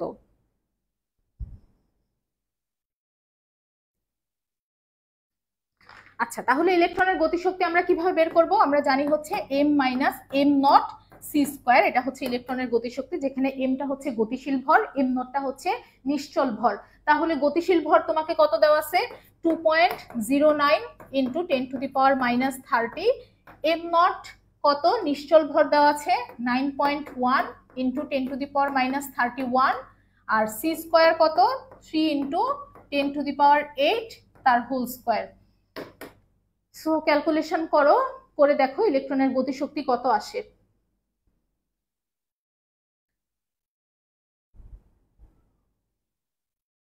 আচ্ছা, সঞ্চিতা ফারদিন তুলি বলেছে বের করতে একটু লেট হয়ে গেছে, বাট পারছি আপু। আচ্ছা ঠিক আছে, পারলেই হবে। তার মানে কি দেখো সবকিছু দেওয়া আছে তোমাকে, জাস্ট ফর্মুলা হচ্ছে m minus M naught C square, এখান থেকে বের করবা কত আসে, কত জুল আসে, জাস্ট ক্যালকুলেটরে বসালেই অ্যান্সার চলে আসবে। নিচের কোন লেখটি আইনস্টাইনের ফটোতড়িৎ সমীকরণের সঠিক ব্যাখ্যা দেয়? আচ্ছা, সো আমরা আইনস্টাইনের ফটোতড়িৎ সমীকরণটা জানি, H F W not plus half মানে ই কে ম্যাক্স আর কি, তাহলে হাফ এম ভি ম্যাক্স তার স্কোয়ার। আচ্ছা, এখানে হচ্ছে ই ভি নট দিয়ে করছে, তার মানে H F equal E V naught plus half M V max তার স্কোয়ার। তার মানে ই ভি নট থাকবে কোন অ্যাক্সিসে? ওয়াই অ্যাক্সিসে। সো ই ভি নট এক পাশে রাখবো, বাকি সবগুলোকে এক পাশে নিয়ে আসবো। H F minus half M V max square equal হচ্ছে ই ভি নট। তাহলে ই ভি নট আছে ওয়াই অ্যাক্সিসে, এফ আছে কোন অ্যাক্সিসে বলো? এক্স অ্যাক্সিসে। এটা হচ্ছে এম, আর এইটুকু এই পুরাটা হচ্ছে তাহলে কি বলো? সি। তাহলে কি আসতেছে? Y equal M X minus C, মানে সি এর মানটা মাইনাস। তাহলে Y equal M X minus C মানে কোনটা বলো? এটা যদি একটু ইয়ে করি তাহলে আসছে কোনটা? এই যে সি থেকে সে ঋণাত্মক অংশ কাটছে, ওয়াই অক্ষ থেকে ঋণাত্মক অংশ কর্তন করছে, যেহেতু সি এর মানটা মাইনাস, তার মানে অ্যান্সারটা হচ্ছে সি। আর যদি সিটা প্লাস হইতো, লাইক এখানে যদি plus half M V max square হইতো, তাহলে আসতো কোনটা বলো? বি হইতো answer, Y equal M X plus C. মানে সি এর মানটা যদি পজিটিভ হইতো তাহলে কোন এক্স অক্ষের পজিটিভ অংশ থেকে সে কর্তন করত, তখন অ্যান্সারটা আসতো বি। আর যেহেতু সি এর মানটা নেগেটিভ, তার মানে অ্যান্সারটা কোনটা আসছে? সি। পরেরটাতে আসি।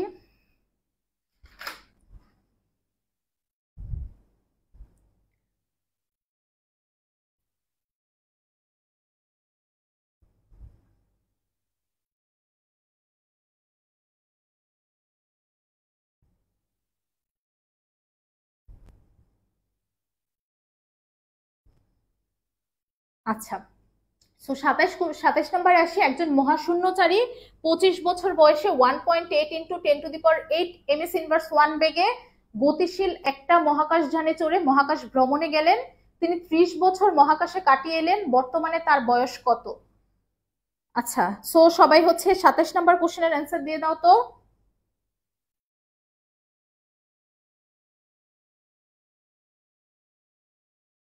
হ্যাঁ, 26-এর অ্যান্সার সবাই কারেক্ট দিয়েছে, 26-এর অ্যান্সারটা হচ্ছে সি। সো দেখো, এই যে 30 বছর মহাকাশে কাটায় আসছে, এটা আমি কোথা থেকে মাপছি? এটা আমি মাপছি কিন্তু পৃথিবী থেকে। পৃথিবী থেকে কেউ একজন সেটা বলছে যে তিনি 30 বছর মহাকাশে কাটিয়ে এলেন, বাট তিনি এক্স্যাক্টলি মহাকাশে কত বছর কাটাইছে সেটাই আমাদের বের করতে হবে। তার মানে আমরা ফর্মুলা জানি, T naught equal T root over 1 minus B square by C square.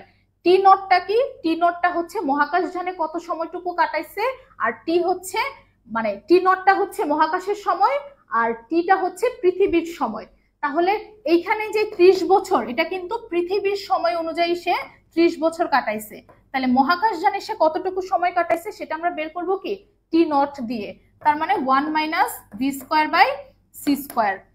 তাহলে দেখো, এখানে তোমাকে বেগ বলে দিছে 30 √1 minus 1.8 into 10⁸ divided by 3 into 10⁸ তার হোল স্কোয়ার। কাটাকাটি করলে এখানে আসবে মোস্ট প্রবলি 24 বছর সে হচ্ছে মহাকাশ যানে কাটাইছে। আচ্ছা, সো সে যখন মহাকাশ যানে গেছে তার বয়স তখন ছিল 25 বছর, আর সে মহাকাশ যানে এক্স্যাক্টলি কাটাইছে কত বছর? 24 বছর। সো তার বর্তমান বয়স তাহলে কত হচ্ছে? 25 প্লাস 24, তার মানে হচ্ছে 49 বছর। 49 বছর হচ্ছে তার বর্তমান বয়স। এটা কি বুঝছো সবাই?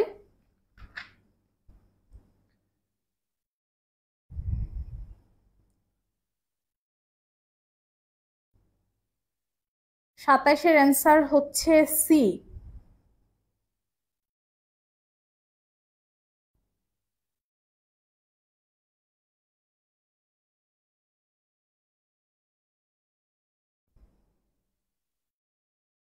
টি নটটা আমি ধরতে বলছি যে এটা হচ্ছে মহাকাশের সময়, আর টিটা হচ্ছে পৃথিবীর সময়। তাইলে মহাকাশে সে কতটুকু সময় কাটাইছে এক্স্যাক্টলি সেটা আমরা বের করছি 24 বছর। সে যখন মহাকাশযানে উঠছে তখন তার বয়স ছিল 25 বছর, সে মহাকাশে এক্স্যাক্টলি স্পেন করছে হচ্ছে 24 বছর, তাহলে তার বর্তমান বয়স হচ্ছে 25 প্লাস 24 মানে হচ্ছে 49 বছর।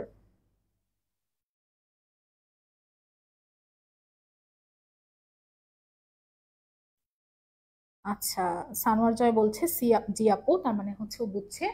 পরেরটাতে আসি, যদি নিশ্চল অবস্থায় একটা ইলেকট্রনের ভর দেওয়া থাকে এম নট, তবে আলোর বেগের অর্ধেক বেগে গতিশীল অবস্থায় ইলেকট্রনটার ভর কত হবে? আচ্ছা, তাহলে দেখো নিশ্চল অবস্থায় ইলেকট্রনের ভর দেওয়া আছে এম নট, আলোর বেগের অর্ধেক বেগে গতিশীল অবস্থায় ইলেকট্রনের ভর কত? তাহলে এম ইকুয়াল আমরা কি জানি, M naught divided by √1 minus V square by C square. ভিটা কত দেওয়া আছে? ভিটা দেওয়া আছে আলোর বেগের অর্ধেক বেগে, তার মানে ভি ইকুয়াল হচ্ছে সি বাই 2 তার হোল স্কোয়ার। তাহলে এখানে কাটাকাটি করলে আমরা পাবো M naught divided by √1 minus 1/4। CC কাটাকাটি যাবে, হাফ স্কোয়ার তার মানে 1/4। তাহলে নিচে আসতেছে কি, নিচে আসবে হচ্ছে √3/2 আর উপরে আছে এম নট। তাহলে 2m naught divided by √3, 2m naught divided by √3।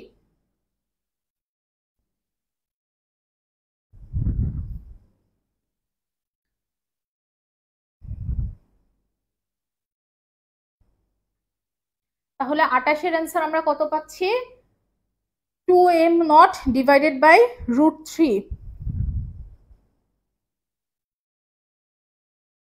অ্যান্সারটা হচ্ছে D, 2m naught divided by √3। এখানে ভাগটা একটু ঠিকঠাক মতো করতে হবে। একজন হচ্ছে সি অ্যান্সার দিচ্ছে ঐশী, এটা যদি 2টা উপরে চলে যাবে তাহলে 2m নট বাই √3 আসে আর কি। সো একটু কেয়ারফুলি অ্যান্সার করা লাগবে। তার মানে 28-এর আমরা পাচ্ছি হচ্ছে ডি। সুলতান অ্যান্সার দিয়েছে 28-এর ডি, মাহমুদ আক্তার অ্যান্সার দিয়েছে 28-এর ডি। আচ্ছা, সো তোমাদের সবার অ্যান্সার কারেক্ট। পরেরটাতে যাই। 9.11 ইন্টু 10⁻31 কেজি ভর বিশিষ্ট একটা ইলেকট্রন যদি 2.5 ইন্টু 10⁶ ms ইনভার্স 1 বেগে চলে, তাহলে এর জন্য দা ব্রগলি তরঙ্গের তরঙ্গ দৈর্ঘ্য কত হবে, বা ডি ব্রগলি আমরা যেটা বলি। সো তরঙ্গ দৈর্ঘ্য আমরা জানি কি, lambda equal h/p, p equal আবার আমরা জানি mv। তাহলে দেখো আমাকে সবকিছুই দেওয়া আছে। এইচ এর মান তো তোমরা সবাই জানো 6.626 ইন্টু 10⁻34, আর এম এর ভ্যালু কত দেওয়া আছে, ইলেকট্রনের ভর 9.11 ইন্টু 10⁻31, আর ভি কত দেওয়া আছে 2.5 ইন্টু 10⁶, 2.5 ইন্টু 10⁶ দেওয়া আছে। সেখান থেকে হচ্ছে আমরা তরঙ্গ দৈর্ঘ্যটা বের করে ফেলবো। তাহলে ডি ব্রগলির তরঙ্গ দৈর্ঘ্যের যে ফর্মুলা সেটা আমরা কি জানি, lambda equal h/p, lambda equal h/p।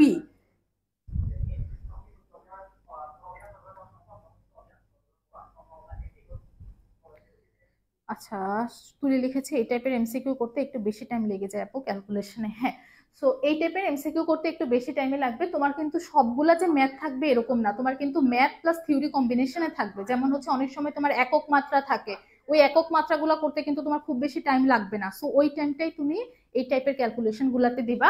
আর এই ম্যাথ গুলাতে খুব বেশি টাইম ওয়েস্ট করবা না, এগুলো একদম লাস্টে অ্যান্সার করার ট্রাই করবা। তোমার হাতে যদি থাকে তাহলে অ্যান্সার করবা, না হলে বাদ আর কি, এরকম।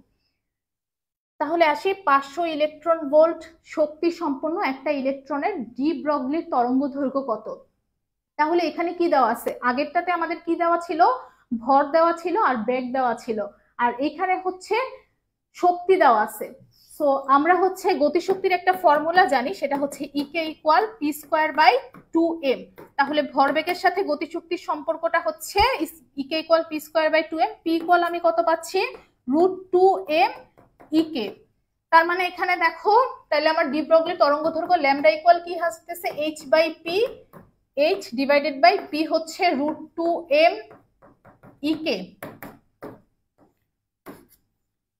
তাহলে 500 ইলেকট্রন ভোল্ট, হ্যাঁ, তার মানে এম এর মান তো সবাই জানো, এখানে ইলেকট্রন যেহেতু বলছে তার মানে হচ্ছে 9.11 ইন্টু 10⁻31, আর ইকে কত বলছে 500 ইলেকট্রন ভোল্ট। ইলেকট্রন ভোল্টটাকে আমি জুলে নিয়ে যাব, যেহেতু এখানে হচ্ছে আমি এইচ এর মানটাও এসআই এককে বসাইছি।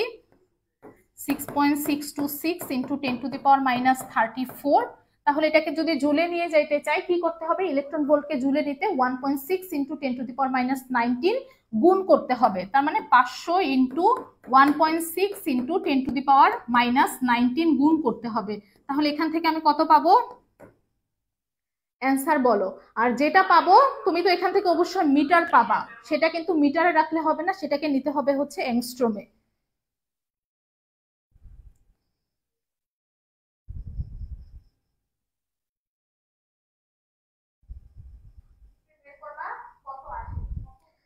আচ্ছা 29-এর অ্যান্সার সি।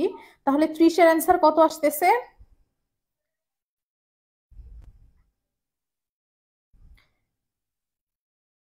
এটা আসবে হচ্ছে 0.55 এংস্ট্রম।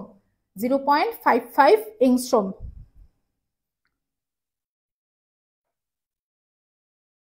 মিটারে আসবে, হ্যাঁ প্রথমে মিটারে আসবে। তাহলে এংস্ট্রমে নিতে হলে কি করতে হবে? মিটার থেকে এংস্ট্রমে নিতে হলে কি করতে হয় বলো দেখি?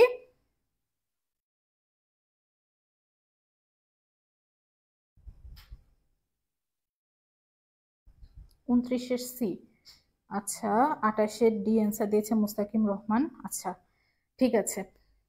সো এটা আসবে, অ্যান্সারটা কত আসতেছে? 0.55 এংস্ট্রম। মিটার থেকে এংস্ট্রম নিতে হলে 10⁻⁻10 দিয়ে আমরা গুণ করব, সরি ভাগ করব, 10⁻⁻10 দ্বারা ভাগ করব। তাহলে হাইড্রোজেন পরমাণুর তৃতীয় বোর কক্ষে ইলেকট্রনের কৌণিক ভরবেগ কত? ইলেকট্রনের কৌণিক ভরবেগের ফর্মুলা আমরা জানি NH/2π। তাহলে এখানে কি বলছে? তৃতীয় বোর কক্ষ, তার মানে n এর মানটা হচ্ছে 3, তাহলে পাবো হচ্ছে 3h/2π। তাহলে অ্যান্সারটা কত আসতেছে? বি। ইলেকট্রনের তৃতীয় বোর কক্ষপথে ইলেকট্রনের ভরবেগটা হচ্ছে 3h/2π। পরেরটাতে আসি। হাইড্রোজেন পরমাণুর একটা ইলেকট্রন যখন n=3 কক্ষ থেকে n=2 কক্ষে আসে তখন নিঃসৃত বিকিরণের তরঙ্গ দৈর্ঘ্য কত হয়? রিডবার্গ ধ্রুবক দেওয়া আছে আর। তাহলে আমরা ফর্মুলা কি জানি? 1/λ। রিডবার্গ ধ্রুবকের মানটা সবাই একটু মাথায় রাখো, 1.09678 ইন্টু 10⁻7 পার মিটার। তাহলে আর এর মানটা তো এখানে লাগতেছে না, 1/nf² মাইনাস 1/ni তার স্কোয়ার। তাহলে আর এর মানটা আরই রাখতেছি আমরা। এফ মানে ফাইনাল সে কোথায় গেছে? 3 নাম্বার কক্ষ থেকে সে 2 নাম্বার কক্ষে গেছে, তার মানে 1/2²। প্রথমে ছিল কোন কক্ষে? 3 নাম্বার কক্ষে, তাহলে 1/3²। তার মানে কত আসতেছে এখানে? 1/4 মাইনাস 1/9। তাহলে এখান থেকে আমরা কত পাবো? আর ইন্টু 36 9 মাইনাস 4, তাহলে আর ইন্টু 5 ডিভাইডেড বাই 36, 5r/36। এখন কথা হচ্ছে দেখো তরঙ্গ দৈর্ঘ্য বের করতে বলছে, আমি এখানে কিসের মান বের করছি? 1/λ। তাহলে ল্যামডা কি আসবে? ল্যামডা আসবে ঠিক তার অপোজিট, 36/5r। এখন অপশনে দেখো খেয়াল করো 5r/36 ও আছে, 36/5r ও আছে। তো কেউ যদি খেয়াল না করো তাহলে কিন্তু ভুল হওয়ার সম্ভাবনা অনেক বেশি, কারণ এখানে 1/λ ভ্যালুটাও দিছে, ল্যামডার ভ্যালুটাও দেওয়া আছে। সো তোমাকে একটু কেয়ারফুলি অ্যান্সার করতে হবে। ল্যামডারটা আমরা কত পাচ্ছি? 36/5r। তার মানে অ্যান্সারটা হচ্ছে ডি, 36/5r।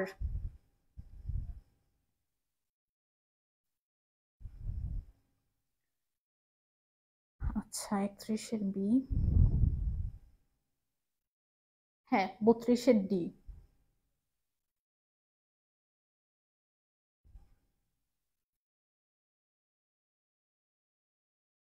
প্রথম আর দ্বিতীয় বোর কক্ষপথে ইলেকট্রনের শক্তির অনুপাত। তাহলে দেখো এখানে কি বলছে? শক্তির অনুপাত। শক্তি ইকুয়াল আমরা কি জানি? En equal -13.6 divided by n²। এককটা কিন্তু জুলে না, এখানে এককটা হচ্ছে ইলেকট্রন ভোল্টে। সো ইলেকট্রন ভোল্ট থেকে তোমাকে যদি জুলে নিয়ে যাইতে হয় কি করতে হবে? 1.6 ইন্টু 10⁻⁻19 দ্বারা গুণ করবা। জুল থেকে ইলেকট্রন ভোল্টে নিতে হলে 1.6 ইন্টু 10⁻⁹ দ্বারা ভাগ করবা। আচ্ছা সো আমাকে এখানে বলছে প্রথম আর দ্বিতীয় ভোর কক্ষপথে। এখন দেখো শক্তির সাথে কক্ষপথের সম্পর্কটা কি? বর্গের ব্যস্তানুপাতিক। তার মানে E1/E2 হবে হচ্ছে N2/N1 তার স্কোয়ার। তাহলে N2 কত? দ্বিতীয় বোর কক্ষপথে আর প্রথম বোর কক্ষপথ, তার মানে 2/1 হোল স্কয়ার, যেটা হচ্ছে 4:1 আসবে হচ্ছে অ্যান্সার। 4:1 এটার অ্যান্সার। পরেরটাতে আসি, হাইড্রোজেন পরমাণুর প্রথম আর দ্বিতীয় কক্ষপথের ব্যাসার্ধের অনুপাত। তাহলে প্রথম আর দ্বিতীয় কক্ষপথের ব্যাসার্ধের অনুপাত, আর এন ইকুয়াল আমরা কি জানি, 0.53 ইন্টু এন স্কয়ার এংস্ট্রম, তাই না? ঐশী ইসলাম অ্যান্সার দিচ্ছে এ। আচ্ছা, তাহলে এখানে প্রথম আর দ্বিতীয় কক্ষপথের ব্যাসার্ধের অনুপাত কি আসে বলো দেখি। এন স্কয়ার, আচ্ছা 32-এর এ। আচ্ছা 34 নাম্বার করতেছি এখনো আমরা। তাহলে R1/R2 কি আসতেছে, বোর আর দ্বিতীয় কক্ষপথের অনুপাত দেখো এন স্কয়ারের সাথে সমানুপাতিক, তার মানে n1 whole square divided by n2 whole square. তাহলে কি আসতেছে 1/2 তার স্কয়ার, তার মানে হচ্ছে 1:4। তার মানে অ্যান্সারটা কত আসতেছে, প্রথম আর দ্বিতীয় বোর কক্ষপথের অনুপাত 1:4। আর এটা মাথায় রেখো, অনেক সময় হচ্ছে তোমার এরকমও বলে যে চতুর্থ কক্ষপথের ব্যাসার্ধ কত, সেক্ষেত্রে R4 কত আসবে, 0.53 ইন্টু 4 স্কয়ার অ্যাংস্ট্রম। এই টাইপের ম্যাথগুলো করার ক্ষেত্রে এককগুলো একটু খেয়াল রাখো যে তোমার অপশনে কোন এককে দেওয়া আছে, তোমার অ্যান্সার কোন এককে আসতেছে। তারপরে আসি, একটা তেজস্ক্রিয় মৌল 2টা আলফা কণা আর 3টা বিটা কণা নিঃসরণ করে, নতুন মৌলের পারমাণবিক সংখ্যা Z আর ভর সংখ্যা A এর মান হবে। আচ্ছা, তাইলে তেজস্ক্রিয় মৌল যদি 2টা আলফা কণা, আমরা গত ক্লাসেও এটা পড়ছিলাম, গত ক্লাসে তার আগের ক্লাসে, যে আলফা কণা যদি হয় তাহলে কি হবে, ভর হচ্ছে 4 কমবে। একটা আলফা কণা যদি নিঃসরণ হয় ভর 4 কমবে, পারমাণবিক সংখ্যা, আমি সংখ্যা লিখতেছি, পারমাণবিক সংখ্যা কত কমবে,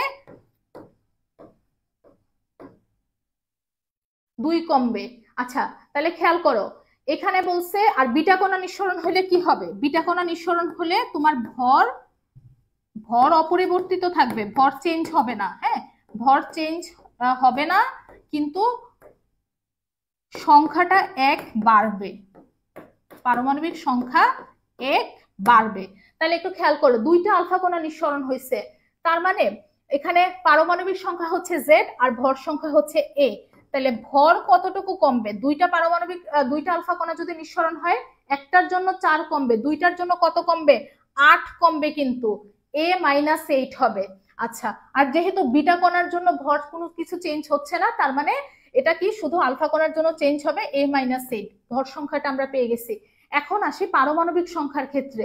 তাইলে দেখো 2টা আলফা কণার জন্য, একটা আলফা কণার জন্য পারমাণবিক সংখ্যা হচ্ছে 2 করে কমবে, তার মানে কি হওয়ার কথা ছিল, Z মাইনাস 2টার জন্য, একটার জন্য 2, 2টার জন্য হচ্ছে 4, Z-4। এখন বলছে 3টা বিটা কণা নিঃসরণ হয়, তো একটা বিটা কণার জন্য আমরা কি জানি, পারমাণবিক সংখ্যা 1 করে বাড়ে। তাহলে 3টা বিটা কণার জন্য পারমাণবিক সংখ্যা কত বাড়বে, 3 বাড়বে। তার মানে এখানে টোটাল কত পাচ্ছে, Z-4 প্লাস 3 মানে হচ্ছে Z-1। তাহলে A-8 আর Z-1 কোনটা আছে অ্যান্সার, সি, A-8 Z-1। বিটারটা মনে রাখতে পারো, ভর চেঞ্জ হচ্ছে না, আর বিটা যেহেতু বৃদ্ধিও তাইলে 1 বাড়বে, বিটার ক্ষেত্রে পারমাণবিক সংখ্যা 1 বাড়বে। পরেরটাতে আসি, একটা তেজস্ক্রিয় মৌলের অর্ধায়ু দেওয়া আছে 1.2 দিন, 4.8 দিন পরে ওই মৌলটার কত অংশ ক্ষয়প্রাপ্ত থাকে। তোমরা নর্মালি যে ফর্মুলা দিয়ে করো, n=n0 e⁻ একটু ঝামেলা ক্যালকুলেশনটা করা। সো তুমি হচ্ছে এক্ষেত্রে একটা শর্টকাট মাথায় রাখতে পারো, কতটুকু অবশিষ্ট থাকে, অবশিষ্ট অংশটা হচ্ছে n0 divided by 2 to the power 2 এর উপরে একটা পাওয়ার আসবে। হ্যাঁ, 2 এর পাওয়ারটা এখন আমরা কিভাবে বের করব একটু খেয়াল করো, t½ ইকুয়াল হচ্ছে t ডিভাইডেড বাই 2 এর পাওয়ার। 2 এর পাওয়ার এখানে কত বসবে এটা এখান থেকে বের করব। তাহলে t½ আমাকে অর্ধায়ু কতদিন বলে দিচ্ছে বলো, 1.2 দিন। আচ্ছা, t কত দিন, এই যে 4.8 দিন পরে জানতে চাচ্ছে, তার মানে 4.8 ডিভাইডেড বাই 2 এর পাওয়ার। তাহলে এখান থেকে 2 এর পাওয়ার কত আসতেছে, 2 2 এর পাওয়ার আসবে হচ্ছে 4.8 ডিভাইডেড বাই 1.2, তার মানে হচ্ছে 4, পাওয়ার পাচ্ছি হচ্ছে 4। তাহলে অবশিষ্ট অংশ কত? n naught divided by 2 to the power 4 বা n নট বাই 16। এখন আমাকে বলছে ওই মৌলটার কত অংশ ক্ষয়প্রাপ্ত হবে। তো অবশিষ্ট অংশ পাইছি আমরা 1/16 অংশ, তাহলে ক্ষয়প্রাপ্ত হবে কতটুকু? 1 মাইনাস 1/16, তার মানে হচ্ছে কত? 15/16 n নট হচ্ছে অবশিষ্ট থাকবে। তাহলে পেয়ে গেছি 15/16 n নট হচ্ছে, সরি, অবশিষ্ট অংশ আমরা পাইছিলাম n নট বাই 16, তাহলে ক্ষয়প্রাপ্ত হবে কতটুকু? 15/16 n নট। বুঝছো? আমি আরেকবার একটু বলি, অবশিষ্ট অংশটা আমরা বের করব n naught divided by 2 to the power, এখানে একটা পাওয়ার থাকবে, এই 2 এর পাওয়ারটা আমরা এখান থেকে বের করছি, t half equal t divided by 2 এর পাওয়ার। তাহলে 2 এর পাওয়ার কত পাচ্ছি? 4। যদি বসাই তাহলে 1/16 অংশ হচ্ছে অবশিষ্ট থাকে, তাহলে ক্ষয়প্রাপ্ত হবে কত? 15/16। বুঝছো আশা করি। সেমও এখানে আরেকটা ম্যাথ আছে এরকম, দেখো কোন তেজস্ক্রিয় পদার্থের প্রারম্ভিক পরমাণু সংখ্যা বলে দেওয়া আছে n নট, অর্ধায়ু 3 দিন, সেক্ষেত্রে 15 দিন পরে অক্ষত পরমাণুর সংখ্যা। সেম ভাবেই করব, অক্ষত পরমাণু বা অবশিষ্ট থাকে সেটা আমরা কি জানি বলো? অবশিষ্ট n নট ডিভাইডেড বাই 2 এর power, n naught divided by 2 to the power, এখানে একটা 2 এর পাওয়ার বসবে। 2 এর পাওয়ারটা কিভাবে বের করব? t half equal t divided by 2 এর পাওয়ার, তাহলে 2 এর পাওয়ার আসবে হচ্ছে t divided by t half. t কত দিন দেওয়া? 15 দিন পরে, আর t হাফ অর্ধায়ু কত? অর্ধায়ু হচ্ছে 3 দিন, তার মানে পাওয়ার পেয়ে গেছি কত বলো? 5। তার মানে এখন যদি এখানে 5 বসাই তাহলে অবশিষ্ট থাকতেছে কত? n naught by 2 to the power 5। 2 to the power 5 এর মান আমরা সবাই জানি, সেটা হচ্ছে 32, তার মানে অবশিষ্ট থাকবে হচ্ছে n নট বাই 32। এটা কি বুঝছো সবাই? বুঝলে একটু কমেন্টে ক্লিয়ার লিখো দেখি।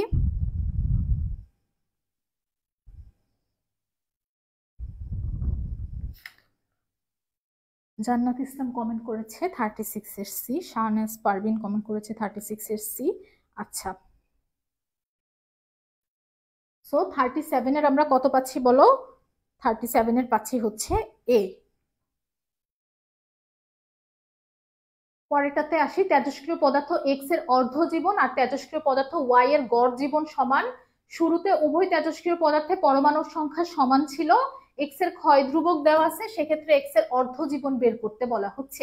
তাহলে টি হাফ ইকুয়াল আমরা কি জানি? 0.693 ডিভাইডেড বাই ক্ষয় ধ্রুবক। ক্ষয় ধ্রুবকের মান এখানে কত দেওয়া আছে বলো? 10 টু দি পাওয়ার -3। তাহলে এটা যদি 10 কিউব হয়ে যাবে, তার মানে 693 দিন হচ্ছে তার অর্ধায়ু। অর্ধায়ু হচ্ছে 693 দিন। তাহলে টি হাফ হচ্ছে, যদি ক্ষয় ধ্রুবক দেওয়া থাকে, তার মানে টি হাফ হচ্ছে 0.693 ডিভাইডেড বাই ক্ষয় ধ্রুবক।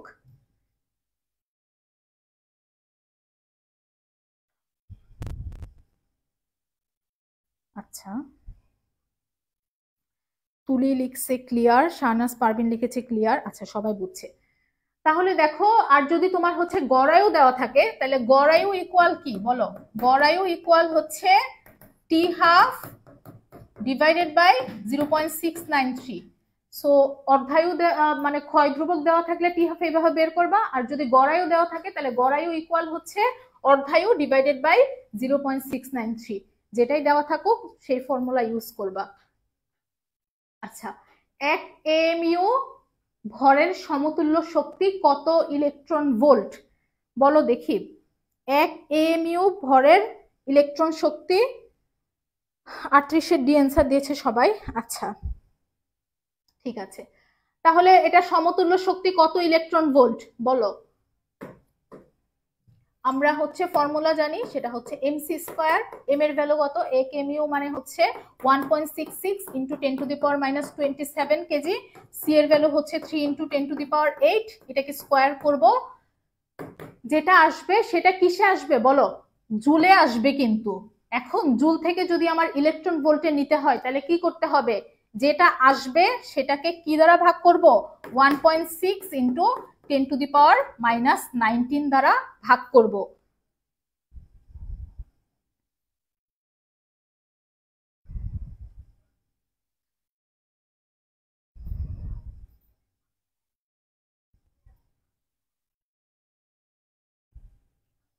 আচ্ছা,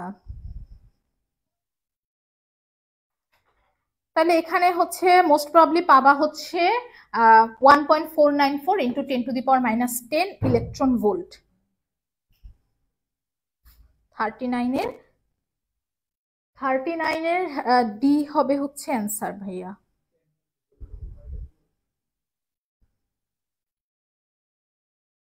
1.494 ইন্টু 10⁻10।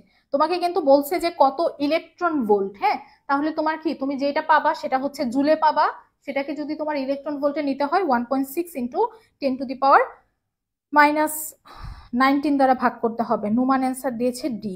হ্যাঁ, তাহলে 39 এর অ্যান্সার হচ্ছে ডি। জার্মেনিয়ামের ক্ষেত্রে যোজন ব্যান্ড আর পরিবহন ব্যান্ডের মধ্যে শক্তির ব্যবধান কত? দেখি, এটা তো হচ্ছে একদম মুখস্থ। তাহলে সবাই বলো তো, জার্মেনিয়ামের ক্ষেত্রে যোজন ব্যান্ড আর পরিবহন ব্যান্ডের মধ্যে শক্তির ব্যবধান কত? যে ইয়েগুলো আছে তোমাদের বইয়ে, যেগুলো দেওয়া ইসাক স্যার বা তপন স্যার মিলে, সবগুলো একটু দেখে যাওয়ার চেষ্টা করো। পরিবহন ব্যান্ড আর যোজন ব্যান্ডের মধ্যে শক্তির ব্যবধানটা কত? সো জার্মেনিয়ামের ক্ষেত্রে শক্তির ব্যবধানটা হচ্ছে 0.7 ইলেকট্রন ভোল্ট। 0.7 electron volt. তাহলে আমরা অ্যান্সার কত পাচ্ছি?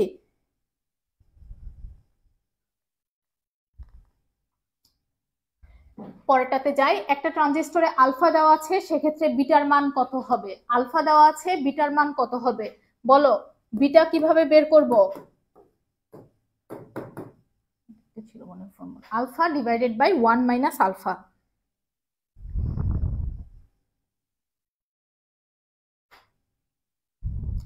সো এটা করে দেখাও তো সবাই।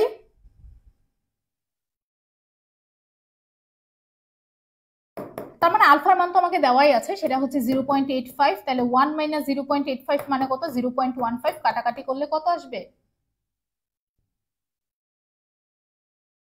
15 দিয়ে 85 কত আসছে?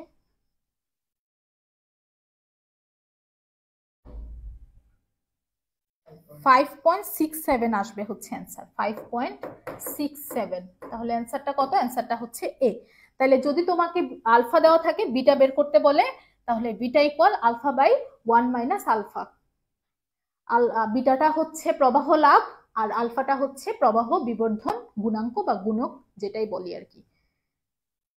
পরেরটাতে আসি। কোন সাধারণ নিঃসারক এনপিএন ট্রানজিস্টরের বর্তনীতে আইবি হচ্ছে 6 ইন্টু 10⁻⁵ অ্যাম্পিয়ার এবং আইই দেওয়া আছে 4.38 ইন্টু 10⁻³ অ্যাম্পিয়ার। সেক্ষেত্রে বর্তনীর প্রবাহ লাভ। আচ্ছা, নিঃসারকের ক্ষেত্রে প্রবাহ লাভ আমরা জানি বিটা, আর যদি তোমার সাধারণ ভূমি হয় বা সাধারণ বেস ট্রানজিস্টর হয়, সেক্ষেত্রে প্রবাহ লাভটা হচ্ছে আলফা। তাহলে বর্তনীর প্রবাহ লাভ আমরা কিভাবে বের করব? দেখো, বর্তনীর প্রবাহ লাভ হবে আইসি ডিভাইডেড বাই আইবি। তার মানে আইবি আবার কিভাবে বের করতে হয়? আমরা জানি আইই ইকুয়াল হচ্ছে আইসি প্লাস আইবি। অ্যামিটারেরটা আমাকে দেওয়া আছে আইই, সেটা হচ্ছে 4.38 ইন্টু 10⁻³ 4.38 ইন্টু 10⁻³ মাইনাস হবে হচ্ছে আইবি, তাহলে 6 ইন্টু 10⁻⁵। কি পাবো এখান থেকে? আইবি পাবো। তাহলে আইসির ভ্যালু তো আমি ডিরেক্টলি জানি, সেটা হচ্ছে না, আইসি পাবো এখান থেকে। আইসি তো বের করতেছি, আইবি তো দেওয়াই আছে, আইবির মানটা হচ্ছে এটা। তাহলে আমরা কি পাচ্ছি? আইসি বের করতেছি এখান থেকে, আর আইবির মান আমাকে দেওয়া আছে, সেটা হচ্ছে 6 ইন্টু 10⁻⁵। বিটার বেলায় মনে রাখবা বিটা বি, তাহলে নিচে আসতেছে কি? বি। হ্যাঁ, আর আলফাও তো জানি আমরা কি? IC by IE. তো দুইটার ক্ষেত্রেই উপরে থাকবে কি? আইসি উপরে থাকবে। আর বিটার বেলায় যেহেতু বিটা মানে বি, তাহলে নিচে থাকতেছে কি? আইবি। আর আলফার বেলায় থাকবে হচ্ছে, বাকি তো একটাই আছে, সেটা হচ্ছে আইই। আলফার ক্ষেত্রে থাকবে হচ্ছে আইই।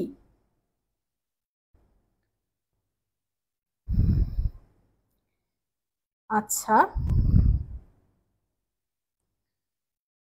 তাহলে প্রবাহ লাভ আমরা এখান থেকে পাবো হচ্ছে 72 পাবো। পরেরটাতে যাই। এক্সোর গেটের ক্ষেত্রে আউটপুট 0 হবে যখন ইনপুট দুইটা হবে। এক্সোর গেটের ক্ষেত্রে আউটপুট কখন 0 হবে বলো দেখি? এটা সবাই একটু মনে রাখার ট্রাই করবা। আচ্ছা, একটু কমেন্টটা দেখি। এক্সোর গেটের ক্ষেত্রে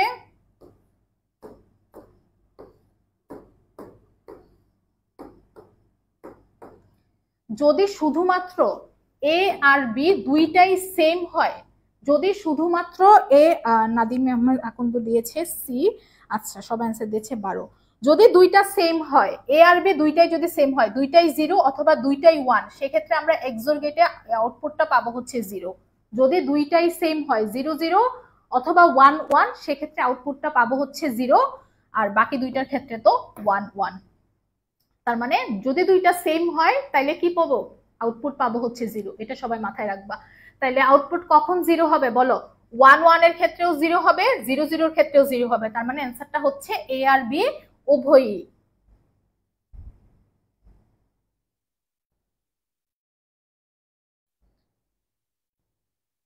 আচ্ছা, তাহলে আমরা দেখো এখন 44 এ চলে আসছি, এটাই আমাদের আজকের লাস্ট কোশ্চেন। তাহলে 7b.f6,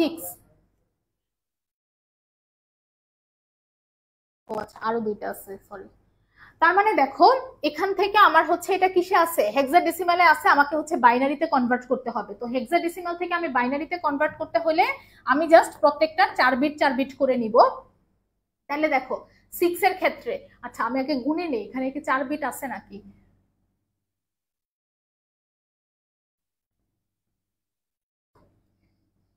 আচ্ছা তোমাদের এখানে 3 বিট করেই আছে, তার মানে 6 6 কি 4 2 1, তাহলে 4 2 হচ্ছে 6, তার মানে কত 1 1 0, তাহলে 1 1 0। আর যেহেতু 4 বিট করে নিব, সামনে দিব কি আরেকটা 0। এখন আসি এফ এর জন্য, এফ এর মান আমরা কত জানি বলো দেখি, 15। তাহলে এটার জন্য 8421 এটা ইউজ করব। তার মানে কি 8 4 12, 12 2 হচ্ছে 14, 14 1 15। তাহলে এফ এর জন্য আমি হচ্ছে 4টাই 1 পাবো। আচ্ছা এখন আসি বি, এ হচ্ছে 10, বি হচ্ছে কত 11, আর সি হচ্ছে 12, ডি হচ্ছে 13, এভাবে যাবে। তাহলে বি 11, 11-র জন্য আমি এখানে কি পাবো বলো দেখি, 8 2 10, 10 1 11, তার মানে 1 0 1 1। তাহলে বি এর জন্য পাচ্ছি হচ্ছে 1 0 1 1। আর 7, 7 কে কি দ্বারা রিপ্লেস করব, এই যে 4 2 1, তাহলে 4 2 হচ্ছে 6, 6 1 7, তার মানে তিনটাই আসবে হচ্ছে 7 এর জন্য 1। যদি কারো মনে থাকে তাহলে তো ডিরেক্টলি এভাবে বসাই দিবা, আর যদি কারো মনে না থাকে সেক্ষেত্রে কি করবা, এই 0 থেকে 7 পর্যন্ত হচ্ছে, 0 না সরি 1 থেকে 7 পর্যন্ত হচ্ছে 4 2 1, আর তোমার হচ্ছে কি 9 থেকে 15 পর্যন্ত হচ্ছে এই ফর্মুলা 8 4 2 1। তাহলে আসো আমরা এখন কম্বাইন করে ফেলি, এটা কত আসতেছে, এখানে আসছে হচ্ছে আমার 0 1 1 1 1 0 1 1 পয়েন্ট 1 1 1 1 0 1 1 1। তাহলে কোনটা পাইলাম, এটা আসো এখন মিলাই। দশমিকের পরে কি পাচ্ছি 1 1 1, 4টা 1, এখানে কি উঠাইতে ভুল হয়েছে, উঠাইতেও ভুল হইতে পারে, হ্যাঁ আমাদের যে টাইপরাইটার ও টাইপিং মিস্টেক করতে পারে, বাট মেইনলি আসবে হচ্ছে এটাই 0 1 1। তাহলে বি এর জন্য হচ্ছে 1 0 1 1, আর এফ এর জন্য 4টাই 1, আর 6 এর জন্য হচ্ছে, সরি সরি এটা তো আমরা 0 1 1 0 দিছি, তাহলে 0 1 1 0।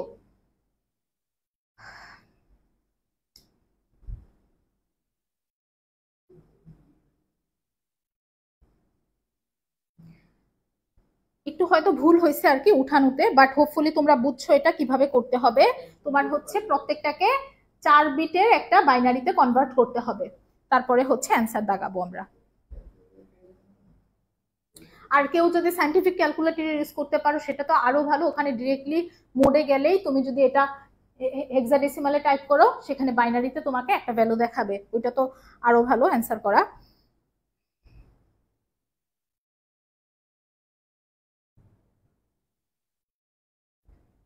আচ্ছা তারপরে আসি হচ্ছে ওপরের চিত্রের আউটপুট কোনটা। আচ্ছা 44-এর এক একজন এক এক রকম অ্যান্সার দিছো, যাই হোক মানে মেনলি ওভাবেই করতে হবে, সো তোমরা হচ্ছে মিলাই দেখবা কোনটা আসে। পরেরটাতে আসে উপরের চিত্রের আউটপুট কত। তাহলে আউটপুট আমরা কিভাবে বের করব, দেখো এটা কি, এটা কিন্তু একটা হচ্ছে অর গেট, তাহলে এখান থেকে আমি পাচ্ছি হচ্ছে পি প্লাস কিউ, দেন সেটা আবার আরেকটা নট গেট হয়ে গেছে, আরেকটা নট গেট আমি দিছি, তাহলে এখান থেকে আমি কি পাচ্ছি, ডি মর্গানের formula P plus Q whole bar মানে হচ্ছে P bar dot Q bar.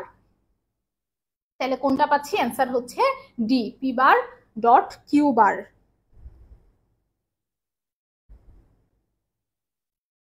আচ্ছা, এ আর সি এর মধ্যে কনফিউশন লাগছে আপু, তোমার হচ্ছে এটাতে হয়তো একটু উঠানোতে ভুল হতে পারে, বাট পরীক্ষার হলে ঠিকটাই থাকবে আর কি, টেনশন করার কিছু নাই, সেক্ষেত্রে তুমি ক্যালকুলেটর দিয়ে করে ফেলতে পারবা। সো উপরেরটাতে যাই, উপরের লজিক বর্তনীটি কোন গেটের সমতুল্য?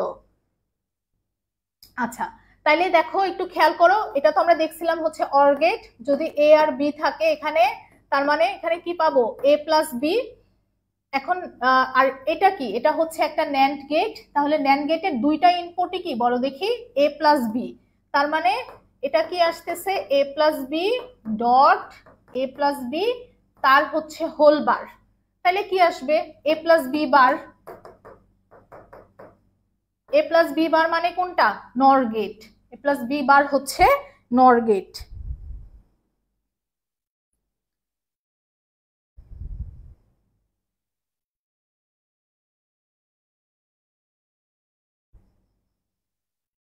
আচ্ছা আচ্ছা, সো ক্লাসটা হচ্ছে এখানে শেষ করতেছি, আর তোমাদের সবার জন্য অনেক বেশি শুভকামনা থাকলো, কালকের পরীক্ষা যাতে সবার অনেক বেশি ভালো হয়। তো আজকের ক্লাসটা তোমাদের কেমন লাগলো একটু ছোট করে শুনি সবার কাছ থেকে। আর তোমাদের হচ্ছে ফিজিক্স পরীক্ষার পরে যে পরীক্ষা, সেই পরীক্ষার ক্লাসও আমাদের এডমিশন ওয়ারিয়র্স মানে পেজে পেয়ে যাবা। সো তোমরা হচ্ছে পেজটা ফলো করে রাখবা যাতে নোটিফিকেশন আসলে মিস না হয়। আচ্ছা, 46 এর ডি অ্যান্সার দিচ্ছে সবাই।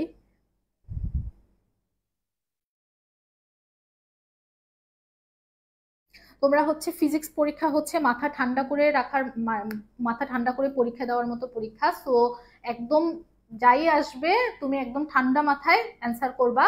আর এমসিকিউর ক্ষেত্রে যেহেতু সবার অনেকেরই দেখলাম ফিজিক্স ফার্স্ট পেপার পরীক্ষার পর এমসিকিউতে প্রবলেম হচ্ছে, মেনলি সিকিউতে প্রবলেম হবে না, কারণ সিকিউতে তোমার হচ্ছে অপশন থাকে যে 8টা থেকে তোমাকে 5টা দিতে হবে, সেক্ষেত্রে সিকিউতে খুব একটা ঝামেলা হবে না। ঝামেলা হবে এমসিকিউর ক্ষেত্রে। এমসিকিউর ক্ষেত্রে তুমি থিওরি গুলা আগে দেওয়ার ট্রাই করবা, আর যেগুলো একদম মুখে মুখে ক্যালকুলেশন করা যায়, মানে দেখেই ক্যালকুলেটরে বসায় করে ফেলতে পারবা, ওই টাইপের ম্যাথ গুলো আগে দিবা। আর যেগুলো একটু টাইম কিল করবে তোমার, সেগুলো একদম লাস্টে দেওয়ার ট্রাই করবা। যেহেতু তোমার কঠিন উত্তরের জন্য মানে কঠিন প্রশ্নের জন্য কোনো এক্সট্রা মার্ক কিন্তু নাই, তো সেক্ষেত্রে তোমার হচ্ছে কঠিন কোশ্চেনের জন্য কোনো টাইম তুমি ওয়েস্ট করবা না আর কি।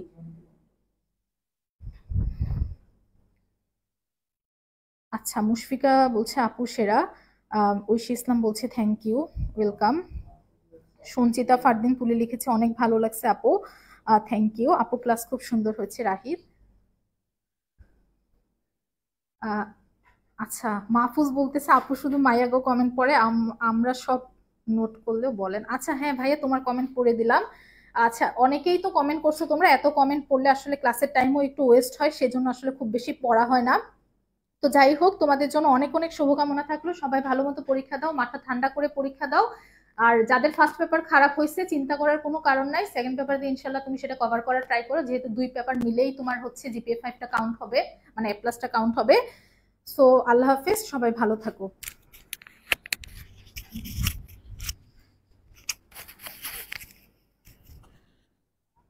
আর আরেকটা বিষয় হচ্ছে আগামীকাল থেকে তোমাদের যেহেতু ফিজিক্স শেষ, নেক্সট এক্সাম হচ্ছে কেমিস্ট্রি। সো কেমিস্ট্রির আগে কিন্তু তোমরা একটা ভালোই বন্ধ পাচ্ছ আর কি। তো আগামীকাল থেকে ইনশাল্লাহ কেমিস্ট্রির ক্লাসগুলো শুরু হবে আর কি। তো সবাই আর কি অ্যাডমিশন ওয়ারিয়র্স পেজে চোখ রাখবে, এবং পাশাপাশি এক্সামও হবে আর কি। এবং যেহেতু তোমাদের একটা টাইম আছে এবং সেকেন্ড পার্টের আগে একটু কম বন্ধ আর কি, সো কিভাবে আগানো উচিত এবং সেকেন্ড পার্টটা কিভাবে এখন থেকেই পড়বা, তো কিভাবে কি আগানো উচিত সবকিছুই কিন্তু ইনশাল্লাহ আগামীকাল তোমরা অ্যাডমিশন ওয়ারিয়র্স পেজে পেয়ে যাবে আর কি। সো আশা করি ইনশাল্লাহ এখান থেকে ভালো পরিমাণে একটা আউটপুট তোমরা পাবা। এবং তোমরা যারা বলতেছো যে ভাই টাইম পাওয়া যায় না আর কি, এই জন্য সমস্যা। সো টাইম পাওয়া আসলে দেখবা যে সব কোশ্চেনে তোমার বেশি টাইমটা লাগতেছে এমনটা না, কিছু কোশ্চেন থেকে জ্ঞানমূলক, সেগুলো টাইমটা তুমি সেভ করে পরের ইয়াতে অ্যাপ্লাই করবে আর কি। আর একটা জিনিস হচ্ছে, তোমরা যদি এখন টাইম না পাও আর কি, সামনে অ্যাডমিশনে তোমার আরো কম টাইম থাকবে আর কি, ওকে। সো তখন কিন্তু তোমাকে আরো দ্রুত দাঁড়াইতে হবে। তো এখন আর কি যে টাইমটা দেওয়া আছে তোমার যেহেতু ক্যালকুলেটর আছে, সো স্বাভাবিকভাবে একটু দ্রুত করার চেষ্টা করবো এবং অপশনগুলো ভালো মতো করলে দেখবে কিছু কিছু জিনিস মুখস্থও চলে আসে। যেমন আমি একটা ভিডিও দিয়েছিলাম সেলসিয়াস ফারেনহাইট, সো এটা কি তোমার করে বের করা দরকার আছে, সেটা কিন্তু কিছু জিনিস মুখস্থ বা কিছু জিনিস তোমাকে মাথায় রাখতে হবে অবশ্যই। এবং আগামীকাল থেকে তোমার হচ্ছে ক্লাস শুরু হবে, কেমিস্ট্রি ক্লাস শুরু হবে। সো কেমিস্ট্রি ক্লাসগুলো সবাই করবা ইনশাল্লাহ, আমি নেওয়ার চেষ্টা করবো। আর আরেকটা বিষয়, একজন বলছে ভাই 10টা পার হয়ে গেছে, ক্লাস করতে করতে নিজের পর টাইমও পেলাম না। সো এখন যে ক্লাসগুলো করলে এটা কি তোমার মনে করো যে এটা তো তোমার হেল্পফুলই ছিল আর কি, বা তোমার তো ক্লাসই করছো আর কি, এতক্ষণ তো তুমি টিকটক বা রিলস দেখে তো টাইমটা নষ্ট করো নাই, সো এটা তো তোমার পড়ার মধ্যেই কাউন্ট হবে আর কি। তো এখন যা যা পড়লাম তোমাদের কাজ হবে এই যে ক্লাসগুলো, যে কোশ্চেনগুলো আছে যেগুলো আমরা টেলিগ্রাম গ্রুপ যেটা আছে অ্যাডমিশন ওয়ারিয়র্স, সেখানে ইনশাল্লাহ আপলোড দিয়ে দিব। তোমরা সবাই আর কি ওইখান থেকে একটু পিডিএফটা জাস্ট একবার একটু রিড করবা, তাহলেই দেখবা মুখস্থ হয়ে যাবে আর কি। ওকে, সো ক্যালকুলেশন সহ পিডিএফটা আমি আপলোড করে দিব টেলিগ্রাম গ্রুপে, লিঙ্কটা ডিসক্রিপশনে দেওয়া আছে আর কি। তো সবাই যখন মানে তুমি যখন একটা জিনিস পড়ো দেখবা যে 2-3 ঘন্টা পর অনেক কিছু ভুলে গেছো আর কি, তো সাথে সাথে যদি তুমি একটু রিভিশনটা দিয়ে দিতে পারো বা একবার চোখ বুলাতে পারো, ইনশাল্লাহ এটা তোমার সেভ হয়ে থাকবে আর কি।